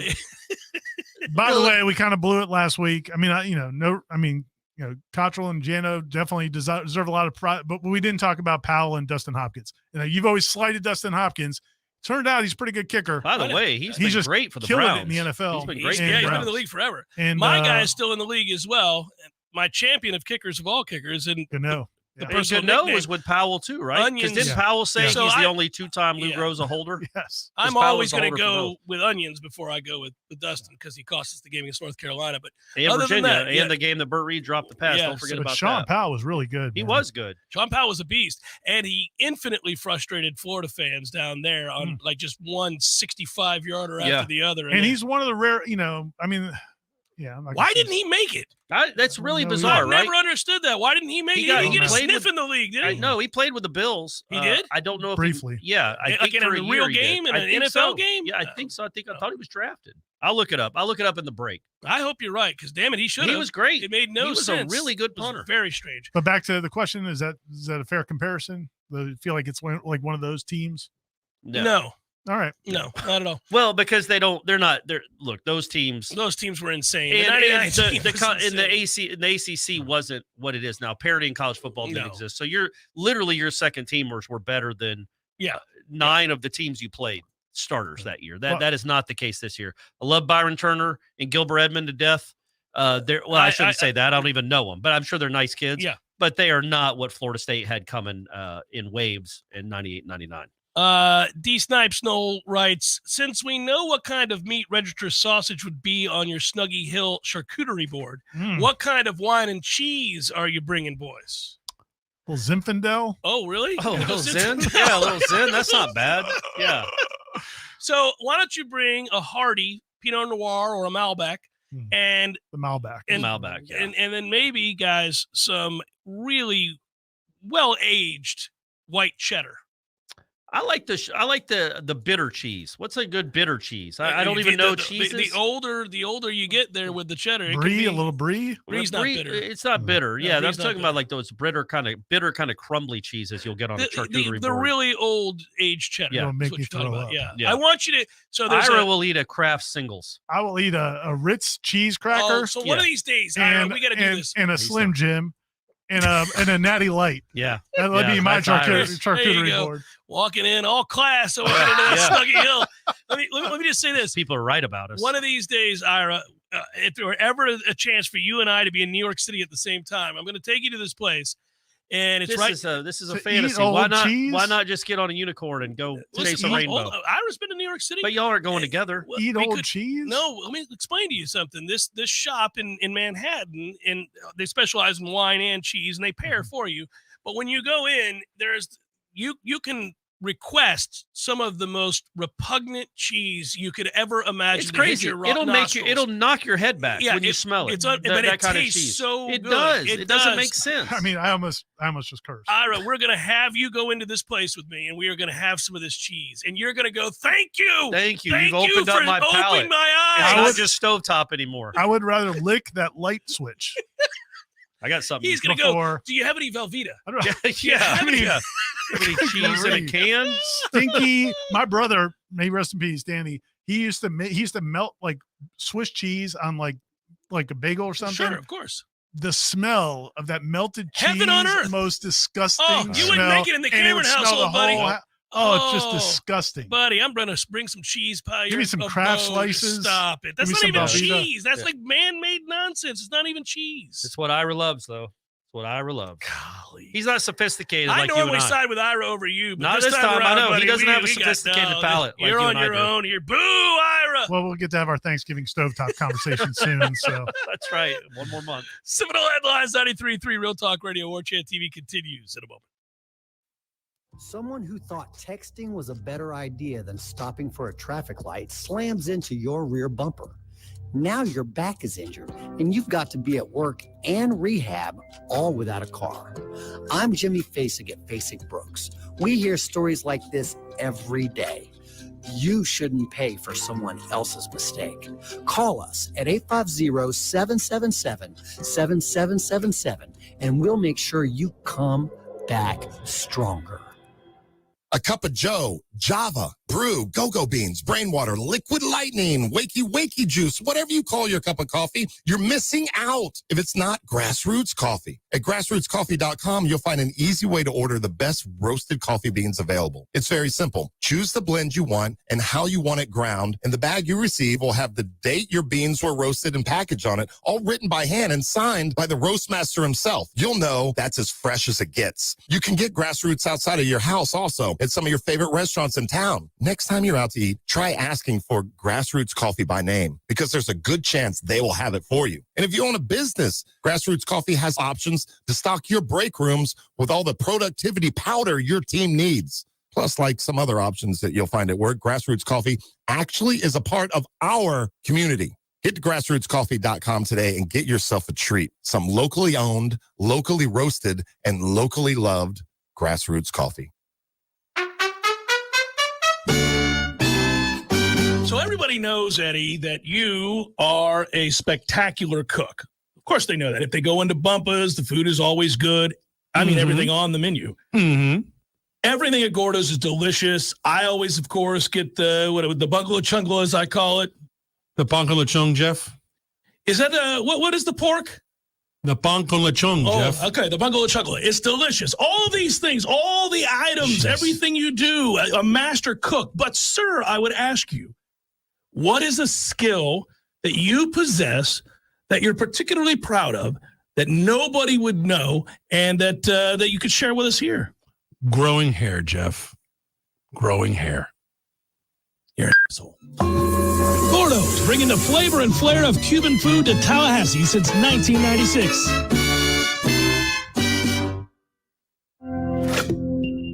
At Simply Safe, our award-winning home security has advanced sensors, HD cameras, and now this 24/7 lifeguard protection. Only from Simply Safe. Monitoring agents can see and speak to intruders through our indoor camera to help stop crime in real time and for fast police response. Now get 45% off any new system with Fast Protect monitoring at simplysafe.com/radio. Advanced home security, 24/7 professional monitoring for less than $1 a day.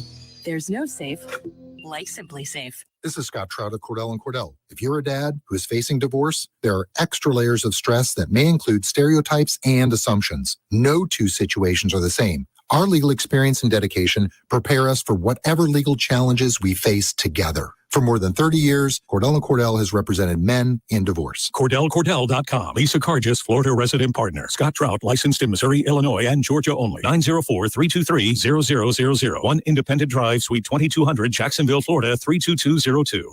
Life is stressful. Dinner shouldn't be. That motto is why Register Sausage has been doing business in the Florida Panhandle and Lower Alabama for over 75 years. A proud sponsor of Seminole Headlines, Register Sausage always provides the best Southern smoked sausage to over 140 grocery stores and restaurants throughout the Southeast. Headliners have discovered the Register's difference. You can too. To find a store that carries Registers near you or to buy directly, head to registermeats.com. That's registermeats.com. Register Sausage. Yay, sausage!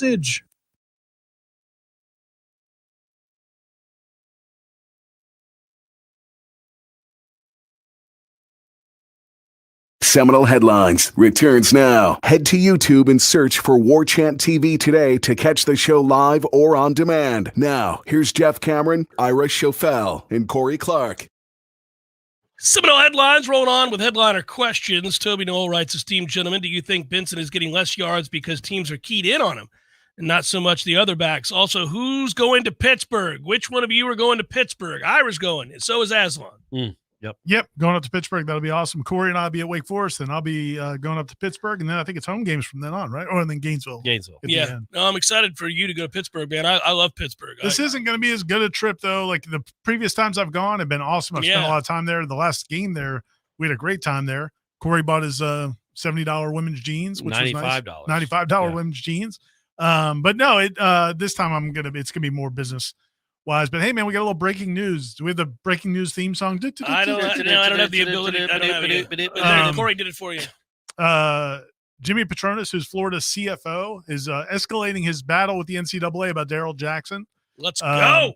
He submitted a public records request to the NCAA. I don't know if this will go anywhere, but basically he's asking for any documentation related to Tez Walker's case in North Carolina and Daryl Jackson's case with Florida State, basically trying to ascertain why Tez Walker has been made eligible, but Darrell Jackson has not. They have threatened legal action before. We haven't seen anything in that regards, but now they're asking for the public records. And there's a letter that Tom has up on the website, and you can check social media, but it'll be on the website as well about the request and what they're trying to get from the NCAA. We'll see if the NCAA is not required, I don't believe, to satisfy public records requests. It's a battle, but we'll see how that goes. At this just juncture, play them. Probably not a good idea. Just play them. You probably don't need to just jeopardize the season. Jeopardize the season. I would. It just feels like they're not going to acquiesce on this, right? Because at the moment that Tez Walker was deemed eligible, I thought, okay, well, we'll hear something within 48 hours about Darrell Jackson. The fact that we haven't heard a thing, not a peep, they haven't even mentioned like, oh, that case is different because of nothing. So I don't suppose anything other than what they've already said, which is that he is eligible once you get through this calendar year. To your point, though, about you mentioned earlier about Darrell Jackson being when he is eligible, if it isn't till the postseason, he'll be fresh. He'll be fresh. He'll be a force on that defensive line. But we were talking practice today. There's a couple other players on this team that I think young guys that by the end of the season could. I mean, the way Hakeem has come on big time the last few weeks, Conrad Hussey, the way he's come on, Jacobs is a guy that we haven't really seen much, but I think if he keeps improving, there's a chance you'll see him later in the year. Destin Hill. So man, there's some talent guys that could be playmakers that really haven't seen much of the field so far. Not Pirate Roberts writes, "Hi boys, love all the work that y'all do. In the spirit of the great Ira Scheffel, I have a twofer. Will we ever see a complete game from this team? Number two, will it matter given the current talent 1v1 from opponents we'll face in the playoffs? Will we ever see a complete game? We've seen close to a complete game. Hey, this question wasn't for you. He didn't say it was for the Ira. Spirit was because I thought it was just solely for Ira. You shut your fault. mouth. Hey, Let me run the show. Yeah, that's my fault. Well, Ira is just Mr. Quiet over there. So no, I think you kind of saw something close to it against Syracuse. That's pretty close to a complete game as you're going to get. I mean, that was a total ass beating. Yeah, except for the 4th and 4 decision. But yes, it was. It was. I mean, that's not that's a decision. That's not a not complete. In the yardage disparity. But the answer is no. But I don't think you're going to see it from anyone anywhere. You might see some team like Michigan. Yeah, on a given Saturday, you might see a complete game. Sure, that's happened before. But Michigan's played such bad teams that it's hard to know. Like they haven't even played a Duke yet. Even when they got into conference play, it's been Michigan State and it's been awful teams. Yeah. But they've done what they're Nebraska, but they go and hammer. I was going to say Nebraska. the games, none of them have been remotely close. Yeah, they don't have a BC on the ledger. Yeah, they go and hammer everyone they face. But the second part is of course they also have the signs. Well, that's true. Hey, Florida Norvell State hasn't done that yet. Yeah, get off your ass and start stealing some signs. What are we doing around here? We're trying to win some football games. You've got people listening to this show right now that if you pay for their tickets, they'll go and film whatever you want them to film. Michigan so far this year, just a mundane 30-3 over East Carolina, 35-7. That's a pretty good UNLV team. 31-6 Bowling Green, 31-7 Rutgers, 45-7 Nebraska, 52-10 Minnesota, 52-7 Indiana, 49-0 Michigan State. Yeah, they have drubbed every single team they played. It's going to continue because they got Purdue next. And then Penn State, right? Then Penn State. And they're going to ass hammer Penn State as well. And then Maryland. They won't do that because it'll be at Penn State, but they'll win that game. But it'll actually be a challenge. They'll be challenged. David Baker says in the chat that he did some research, and we trust him. He says he cannot find a loss at Doak at night with FSU ranked in the top 5. To the question asked we remembered, right? Yeah. It was hard to think of one that you're basically talking about all from 87 to 2000. So Miami, you would think it's gonna be a night game, right? Probably. Yeah, and we're not going to lose that game either, Ira. So I don't know why you're bringing that up. Well, that's what I'm saying. That's not going to further evidence. That's not going to happen. Let's go, fellas. It's time to take Snuggy Hill, writes Nick and Ashley Butler. It was great to see Travis actually keep the ball and run against Duke. It seemed to change the dynamic of the game and open up the pass. Do you think will we be run heavy this week or air it out and score big? Keep up the good work. Best podcast on the planet. Amen. I think they're going to air it out.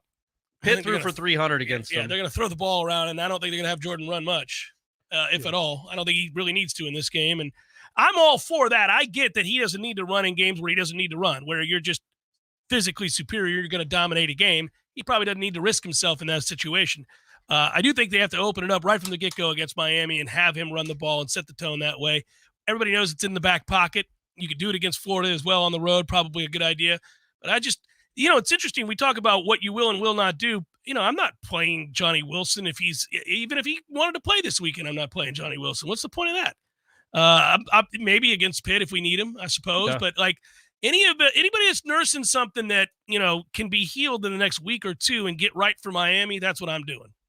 How about Braden Fisk in the backfield? That could be some risky business, fisky business on a 4th and 1. The fisky business offense. That's not bad. Give him the ball. Right.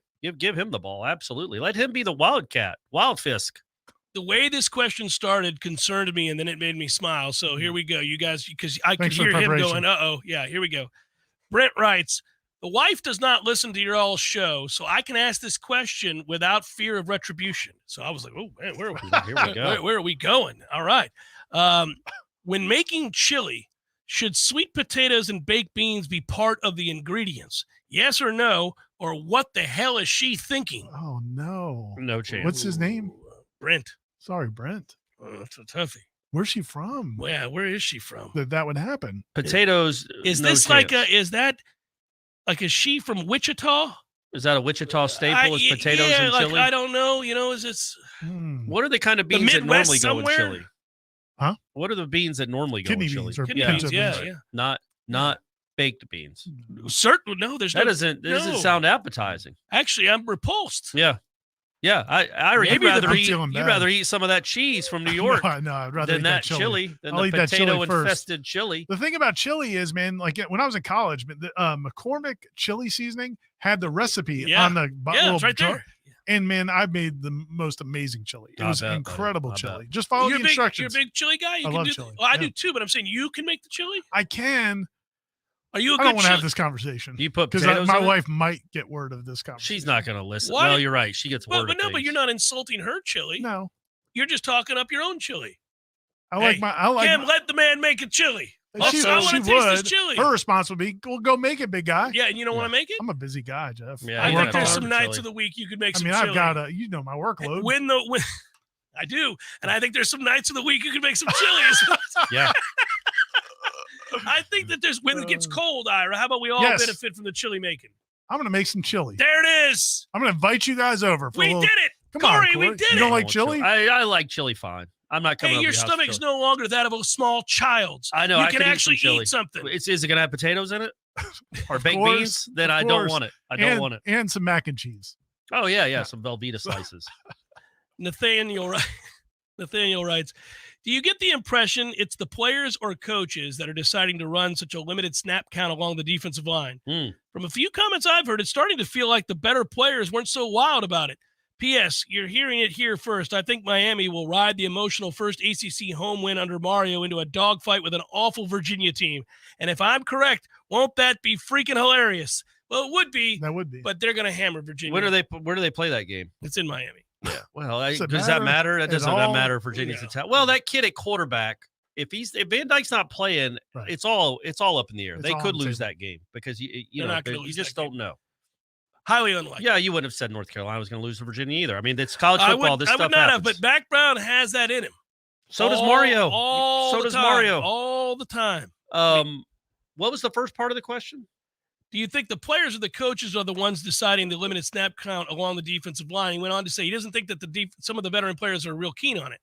I can tell you some of the veteran sports writers aren't really keen on it. I'm not either. You and I agree on this. You guys, but especially him. I do it less about the defensive line and more about certain other positions. I do it the defensive end. But I like the fact that you don't even throw into the conversation the fact that they've had like basically 4 straight shutouts in the second half. Like that doesn't even get addressed in your. He's arguing because they're fresh. No, I get it, and it makes sense. And I've even qualified it by saying, look, they're 7-0, and the defense is playing really well. It can get frustrating when you in a game like Saturday night when they get a couple first downs in a row, and you're like, why you don't have your best players on the field? Yeah, and then it's like, okay, well now they got to midfield. Now you put in your good players, and okay, you get a stop. Well, they took 5 minutes off the clock. And you've got the ball at the 9-yard line. Yeah. Like I just like if you're willing to play them at the 50, play them to start the drive, and you might get the ball back in 3 plays. But I think you'd end up in a situation where you're never taking them out. If you don't force yourself to do it, you'll never do it. Yeah. I think that's the best argument, Ira, because otherwise I don't see the point. Here's what I would say. Me too. Here's what I would say. I would tell Jared Verse and Patrick Payton. There are plenty of players all over the country that play a lot. That play a ton more than our guys. And the discrepancy between your starting defensive ends and your backup defensive ends is maybe the widest on the team for a position. But I would say, look, Jared, Patrick, I'm going to let you play the first 3 plays of this drive. Get a 3 and out. You can go play the next. And if you don't get a 3 and out, you're coming off the field. So it puts a little more impetus on them. Well, one of those 3 plays goes 25 yards. Now they're down at your 30. You're taking them out? Got to take them out. They blew you it. You would be totally calm with that. Yours is more asinine than what they're doing. But they had a chance. My point is, I don't know that I am all on board with it. I don't but like it I at also all. think it seems the production, you can't argue with what they've done. No, they've been dominant in the second half of these games. The question is, do you think it's because of that? Well, I mean, I don't know, but it's clearly there's been no negative repercussions to doing it. No, there isn't. And Patrick Payton was very good in that game on Saturday night. I thought he was impressive. I just think, there will be a time this season where you're like, man, this is a really important part. But I said this to Ira yesterday. He came on the show. We're still doing it. I know. Still doing it. I listened to wildly popular. Yeah, still wildly popular. Hey, I don't think they do that in the college football playoff. I don't think they do that in the ACC championship game. I don't think they do that against Miami or Florida. Yeah. Then your Jared Verse is going to be used to playing 39 snaps a game, and you're going to be asking him to play 60. That is the argument. That is the argument. I'd like to ramp him up a little bit, but I also get it. You do have to establish depth. You have to create depth. I'm more of like a situational guy where, like, okay, you need a stop here. Not only do you need a stop, you need a quick stop to get your offense back on the field. Do not let them just. I'm just tired of watching. You're also a nervous Atlanta sports fan. Well, correct. And it is working out. But I'm not as nervous as he is because my teams have 2 Super Bowl But I just like the championships, offense. That's true. You're right. But the offense is every game. The opposing offense has a drive where they keep the ball for half a quarter, and that's why it's like, man, you could get them off the field much quicker if you played your best players. But you also can't do it the whole time, and it's a lot like when Leonard had this thing rolling. I'd be like, wait, why are you taking Trent Forrest out now? The most famous example of that is their boat race in Louisville to start a 20-2. And he's like, oh, time for you to come let's out. go. And then all of a sudden it's a game, but they end up winning that game, and they play well late. I think got close in a hurry. But by and large, it worked a lot better than it didn't. Yeah. And I guess this is too. I just look, man, Edmond and Turner have had some nice moments. Maybe they'll have more nice moments against Wake because you can't play Verse and Payton the whole game. I just think it's odd that they rotate in together. Why not play Verse and Edmond? Yeah, and then play Turner and Payton. That all kind right, of thing. well, we beat it to death. Seminole Headlines, 93.3 Real Talk Radio, Warchant TV continues in a moment. Your local news now. Florida Highway Patrol has confirmed a man riding a bike was hit and killed Saturday night. According to FHP, a car was traveling north on County Road 365 near Brown Donaldson Road when it happened. Trooper said the bicycle did not have reflective gear and the area was not well lit with streetlights. The cyclist, a 38-year-old man, was pronounced dead at Tallahassee Memorial Healthcare. This is a developing story. A Lincoln High School student was arrested Friday morning after they allegedly brought an airsoft gun on campus and fired it at another student. Around 8 a.m. Friday, Lincoln High School staff members observed a distressed student who informed them they had been shot with an airsoft gun. A 16-year-old student confessed to firing the airsoft rifle at the other student. LCSO's school resource deputy on campus arrested the student, who was an 11th grader, and transported him to the Juvenile Assessment Center. This is Rachel Anay with your Real Talk 93.3 local news update, brought to you by Macklemore Systems, Tallahassee's go-to Mac store. Check them out online at MacklemoreSystems.com. This is meteorologist Paul Trombley with your Real Talk 93.3 weather update. Mainly sunny this afternoon with a high of 82. Easterly winds 8 to 15 miles per hour. Mainly clear skies tonight, lows level off around 62. A mix of clouds and sun tomorrow, highs around 82. Mainly sunny skies and calm Thursday with daytime highs approaching 83. 84 Friday. This report is brought to you by the Lawn Johns. For all your landscaping and lawn care needs, visit thelawnjohns.com. Right now, 82. Tallahassee's biggest, baddest Halloween bash is in the Brass Tap in Midtown this Saturday night. And the best part, no cover charge. It's not a Halloween bash without a costume contest. First place takes home $500 cash. Registration begins at 8. Free to enter. Bring your entourage to cheer you on. Tons of spooky specialty cocktails to choose from, like Black Magic, Margaritas, zombie teenies, or alien and witches elixir shots. Live DJ spinning from 9 p.m. to 1 a.m. The 10th annual biggest, baddest Halloween bash at the Brass Tap in Midtown this Saturday. Be there now beware. Wooden Glass has been taking care of business since 1945. When you call Wooden Glass, you're dealing with experienced, reliable professionals who offer only the best. Like Wooden's top-of-the-line bath enclosures that provide style and luxury at an affordable price. Eye-catching storefronts are a specialty at Wooden Glass. We'll help you design it and install it. Wooden Glass, the first name in glass replacement.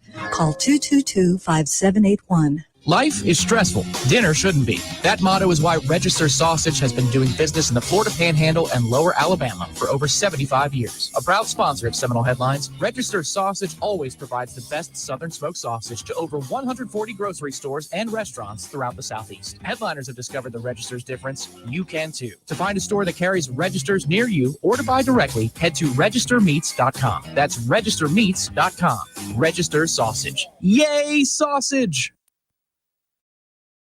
Seminole Headlines returns now. Head to YouTube and search for Warchant TV today to catch the show live or on demand. Now, here's Jeff Cameron, Ira Schofel, and Corey Clark.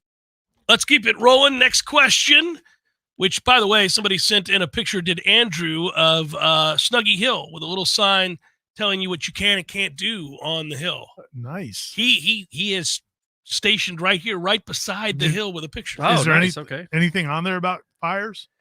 Recreational, please be respectful of the area and the people that are there. Tell me how to respect grass. I respect it my own way. So I think it is a toughie there. It's not exactly respectful to burn it down. I mean, sometimes that can be part of like a ritual that is like a celebration. The celebration of all the good times we've had. So, right? Yeah. All the good times we've had at Wake Forest. Yeah, you don't have to convince me, buddy. I'm with you. That is respectful. That's respect. I mean, there's really no more respectful way. Ira, you'll like this next one from Marlon, our guy Marlon, who is a Nole down in South Florida, writes, "Good day, gents. I know the standard is certainly the standard, but can't we just enjoy this team without trying to compare them to other great teams?" Marlon, that was beautiful. Get that out of here, we don't have time for that. Ira's getting old. I like it. He's getting old. He's like, can't we just appreciate the competition? Yeah. These young men are trying so hard, Jeff and Corey. What's wrong with you? It's just so weird to have a team. I mean, we just went through what we went through for 4 years. I mean, like 2008, we 2018 to 2021 freaking happened. Yeah, I know. And it was not that long ago. I mean, so that it's barely to in me, the rear view. It makes my skin curl. It makes my skin does curl make your skin curl. when you just like it's just like people, negative harping. I don't want negative harping is a better way of saying it. Because or saying we can't win. You can ask questions. You can certainly have be critical. concerns. There are times to be critical. You can also say, like, I don't think if they play like this, they'll win the national championship. And it's like, you know what? Odds are they're probably not going to win the national championship. But it's understand that going in. Some you people can still enjoy wins. Some people seem frustrated. Yeah. That to me is it's hard to. It's a fine line. That's for sure. You just went through what you just went through.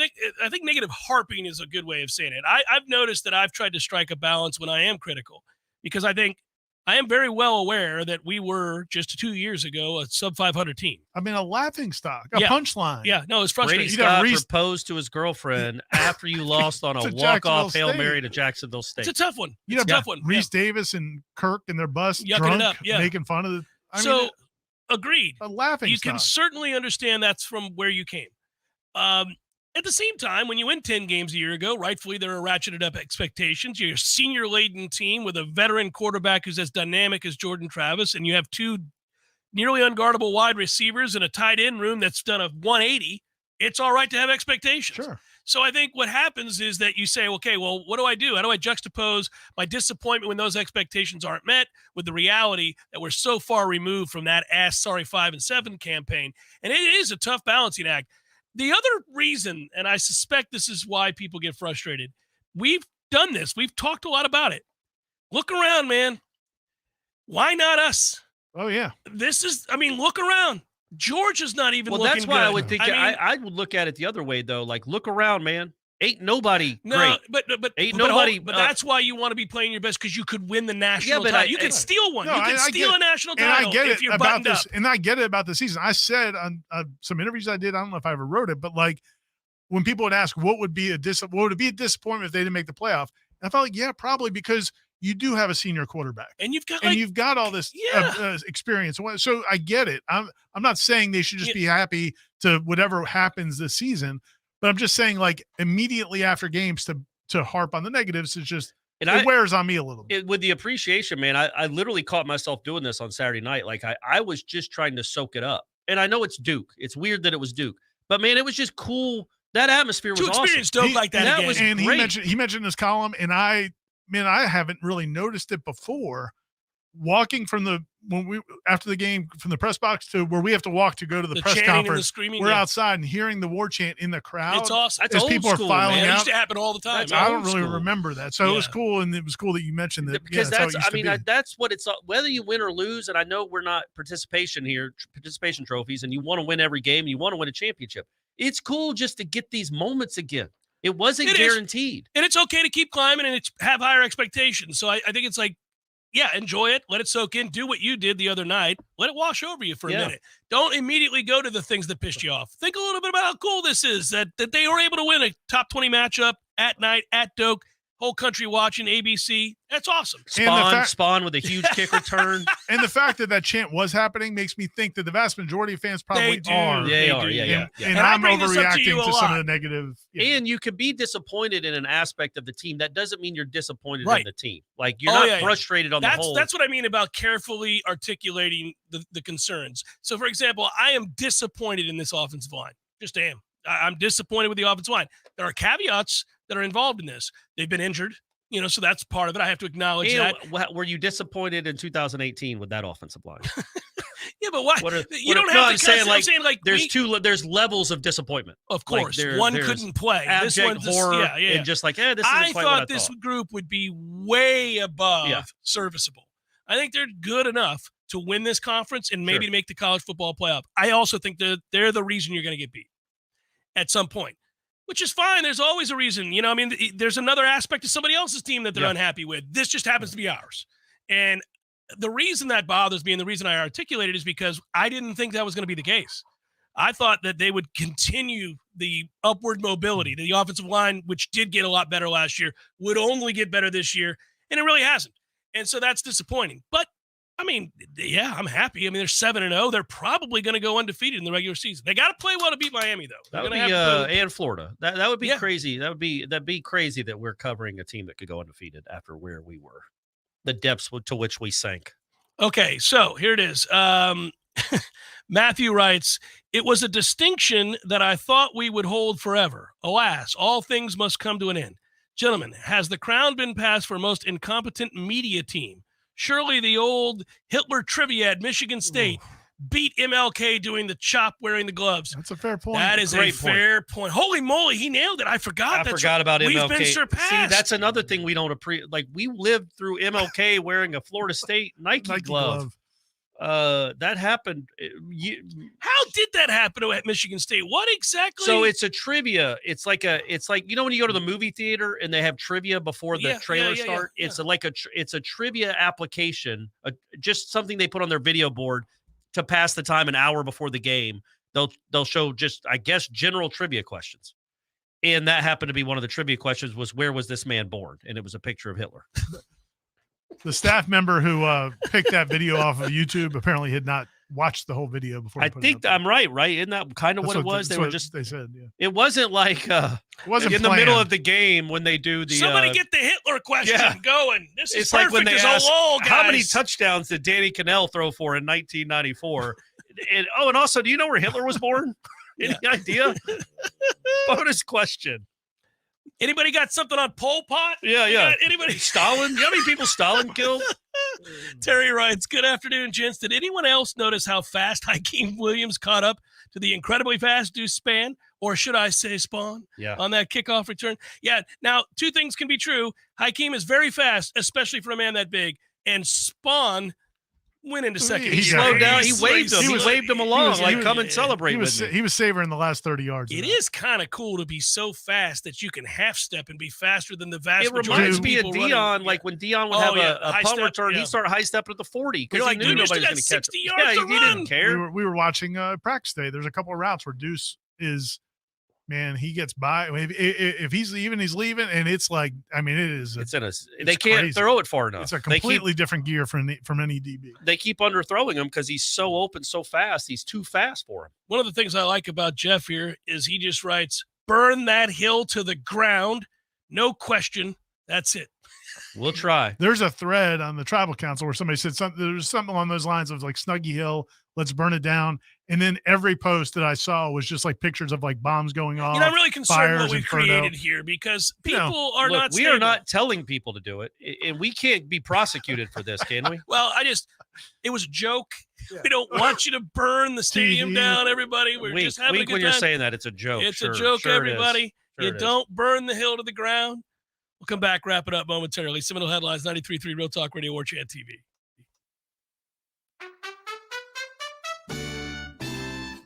So everybody knows, Eddie, that you are a spectacular cook. Of course they know that. If they go into Bumpa's, the food is always good. I mean, everything on the menu. Mm-hmm. Everything at Gordo's is delicious. I always, of course, get the bungalow chungla, as I call it. The pan con lechon, Jeff. Is that what is the pork? The pan con lechon, Jeff. Okay, the bungalow chungla. It's delicious. All these things, all the items, everything you do, a master cook. But, sir, I would ask you, what is a skill that you possess that you're particularly proud of that nobody would know and that you could share with us here? Growing hair, Jeff. Growing hair. You're an asshole. Gordo's, bringing the flavor and flair of Cuban food to Tallahassee since 1996. Orthopedic pain and injury deserves effective treatment options now, so you feel better fast. Whether you have joint pain that won't subside or an urgent orthopedic injury, we are the specialists to get you back on your feet. And there's only one thing better than fast care: expert care. We believe you deserve both. TOC, only experts. Learn more at teamtoc.com. There's fun to be had every night at the Corner Pocket. Take-home prizes on Trivia Tuesdays and Beer Bingo Thursdays. And kickstart your weekend with Martini Fridays. Plus, happy hour runs every weekday and game day specials every time the Noles take the field. Watch all the best games at the Corner Pocket's Vegas Wall, featuring 560 inches of flat-screen TV heaven. Oh, really? The best food, the best drinks, and the best place to watch all the games. Tallahassee loves the Corner Pocket. Here's a tip to keep it cool from E&B Heating and Air. Your outdoor unit works better if it's clean and clear of debris. Plants, grass, weeds, and trees can reduce performance, raising your power bill. Visit ENBHeatAndAir.com to get a free quote today.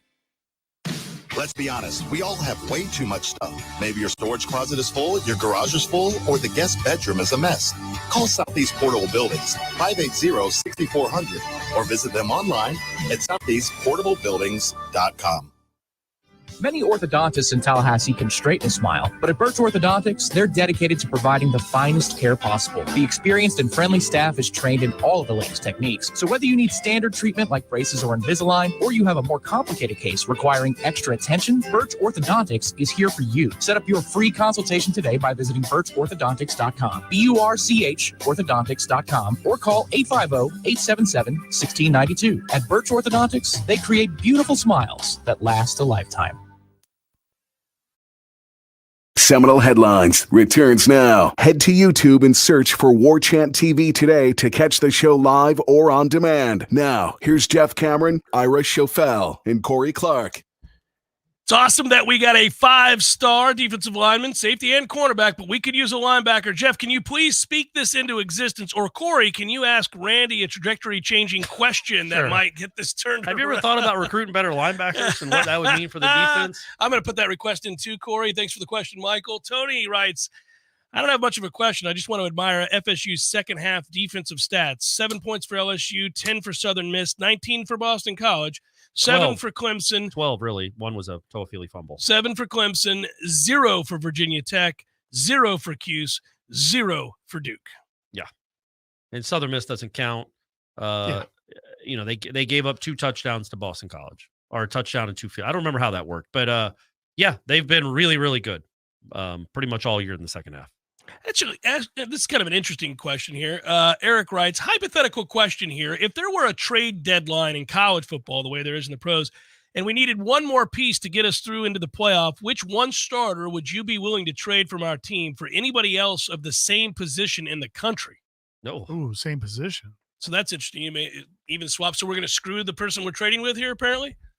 Sorry, Here's our guy. We want your better guy. Yeah. Can we do that? At the same exact position. Well, I'm probably going to take, I don't know, one of the linebackers. At Georgia or Alabama or somewhere? Probably. Jeremiah Trotter. Or either of the two kids from Clemson. Yeah. Get one of the Clemson linebackers. Or a lineman, maybe an offensive lineman. Yeah, that's fair. That's fair too. Or somebody, Iowa's got somebody from that high-powered offense. Without question. Yeah, maybe they're a punt returner. Brad writes, buying Snuggie dryer sheets to burn on Saturday after the game, but how many boxes should we burn? See, again. You getting a little nervous? Yeah, what's the matter with you? You can't take it? Now it's real? It's here? It's here? Man, a lot of jokes here, a lot of jokes. I would like to know how you three feel about the upcoming stadium renovation and the removal of 10,000 seats from Doak. Oh, we don't have time for this one. Yeah, that's too late. Might need to do a special. We'll have to do that another time. Ask that next week. So you, Drew, I can real quickly my quick thought, if we have a second. Got a minute and a half. I think it sucks that people that have been longtime season ticket holders are going to be displaced or right. given choices where they have to go sit somewhere else. It's untenable to have it be anywhere close to the same amount of money.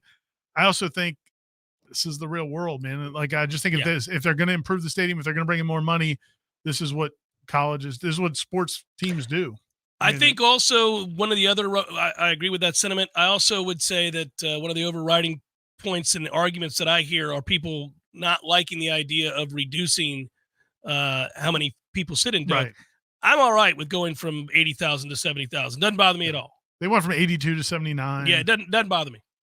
I mean, it kind of. what was it when it was the erector set? What was the capacity? Like 66. Because I remember coming here then, and it was loud as hell. No, but and that's the it direction wasn't stadiums are going, Corey. Yeah, but if you reduce 10,000, that's fine. But you also have 5,000 in the end zone that nobody ever. No, but that's going to be changed. That's going to be changed. Good. That's good. gonna be changed. Good. Well, if that happens, then good, man. Just make sure you don't have a pocket where nobody ever sits ever. Good way to end it, buddy. For Corey Clark and Ira Chaffel, I'm Jeff Cameron. Our thanks to Director Matthew and all of you. Be good. Bring your Talk to you real gasoline to soon. Snuggie. Stop it. Sorry. Shut your mouth. Sorry. We've already seen how influential some people can be. No gasoline. Take care, everybody. Bye-bye.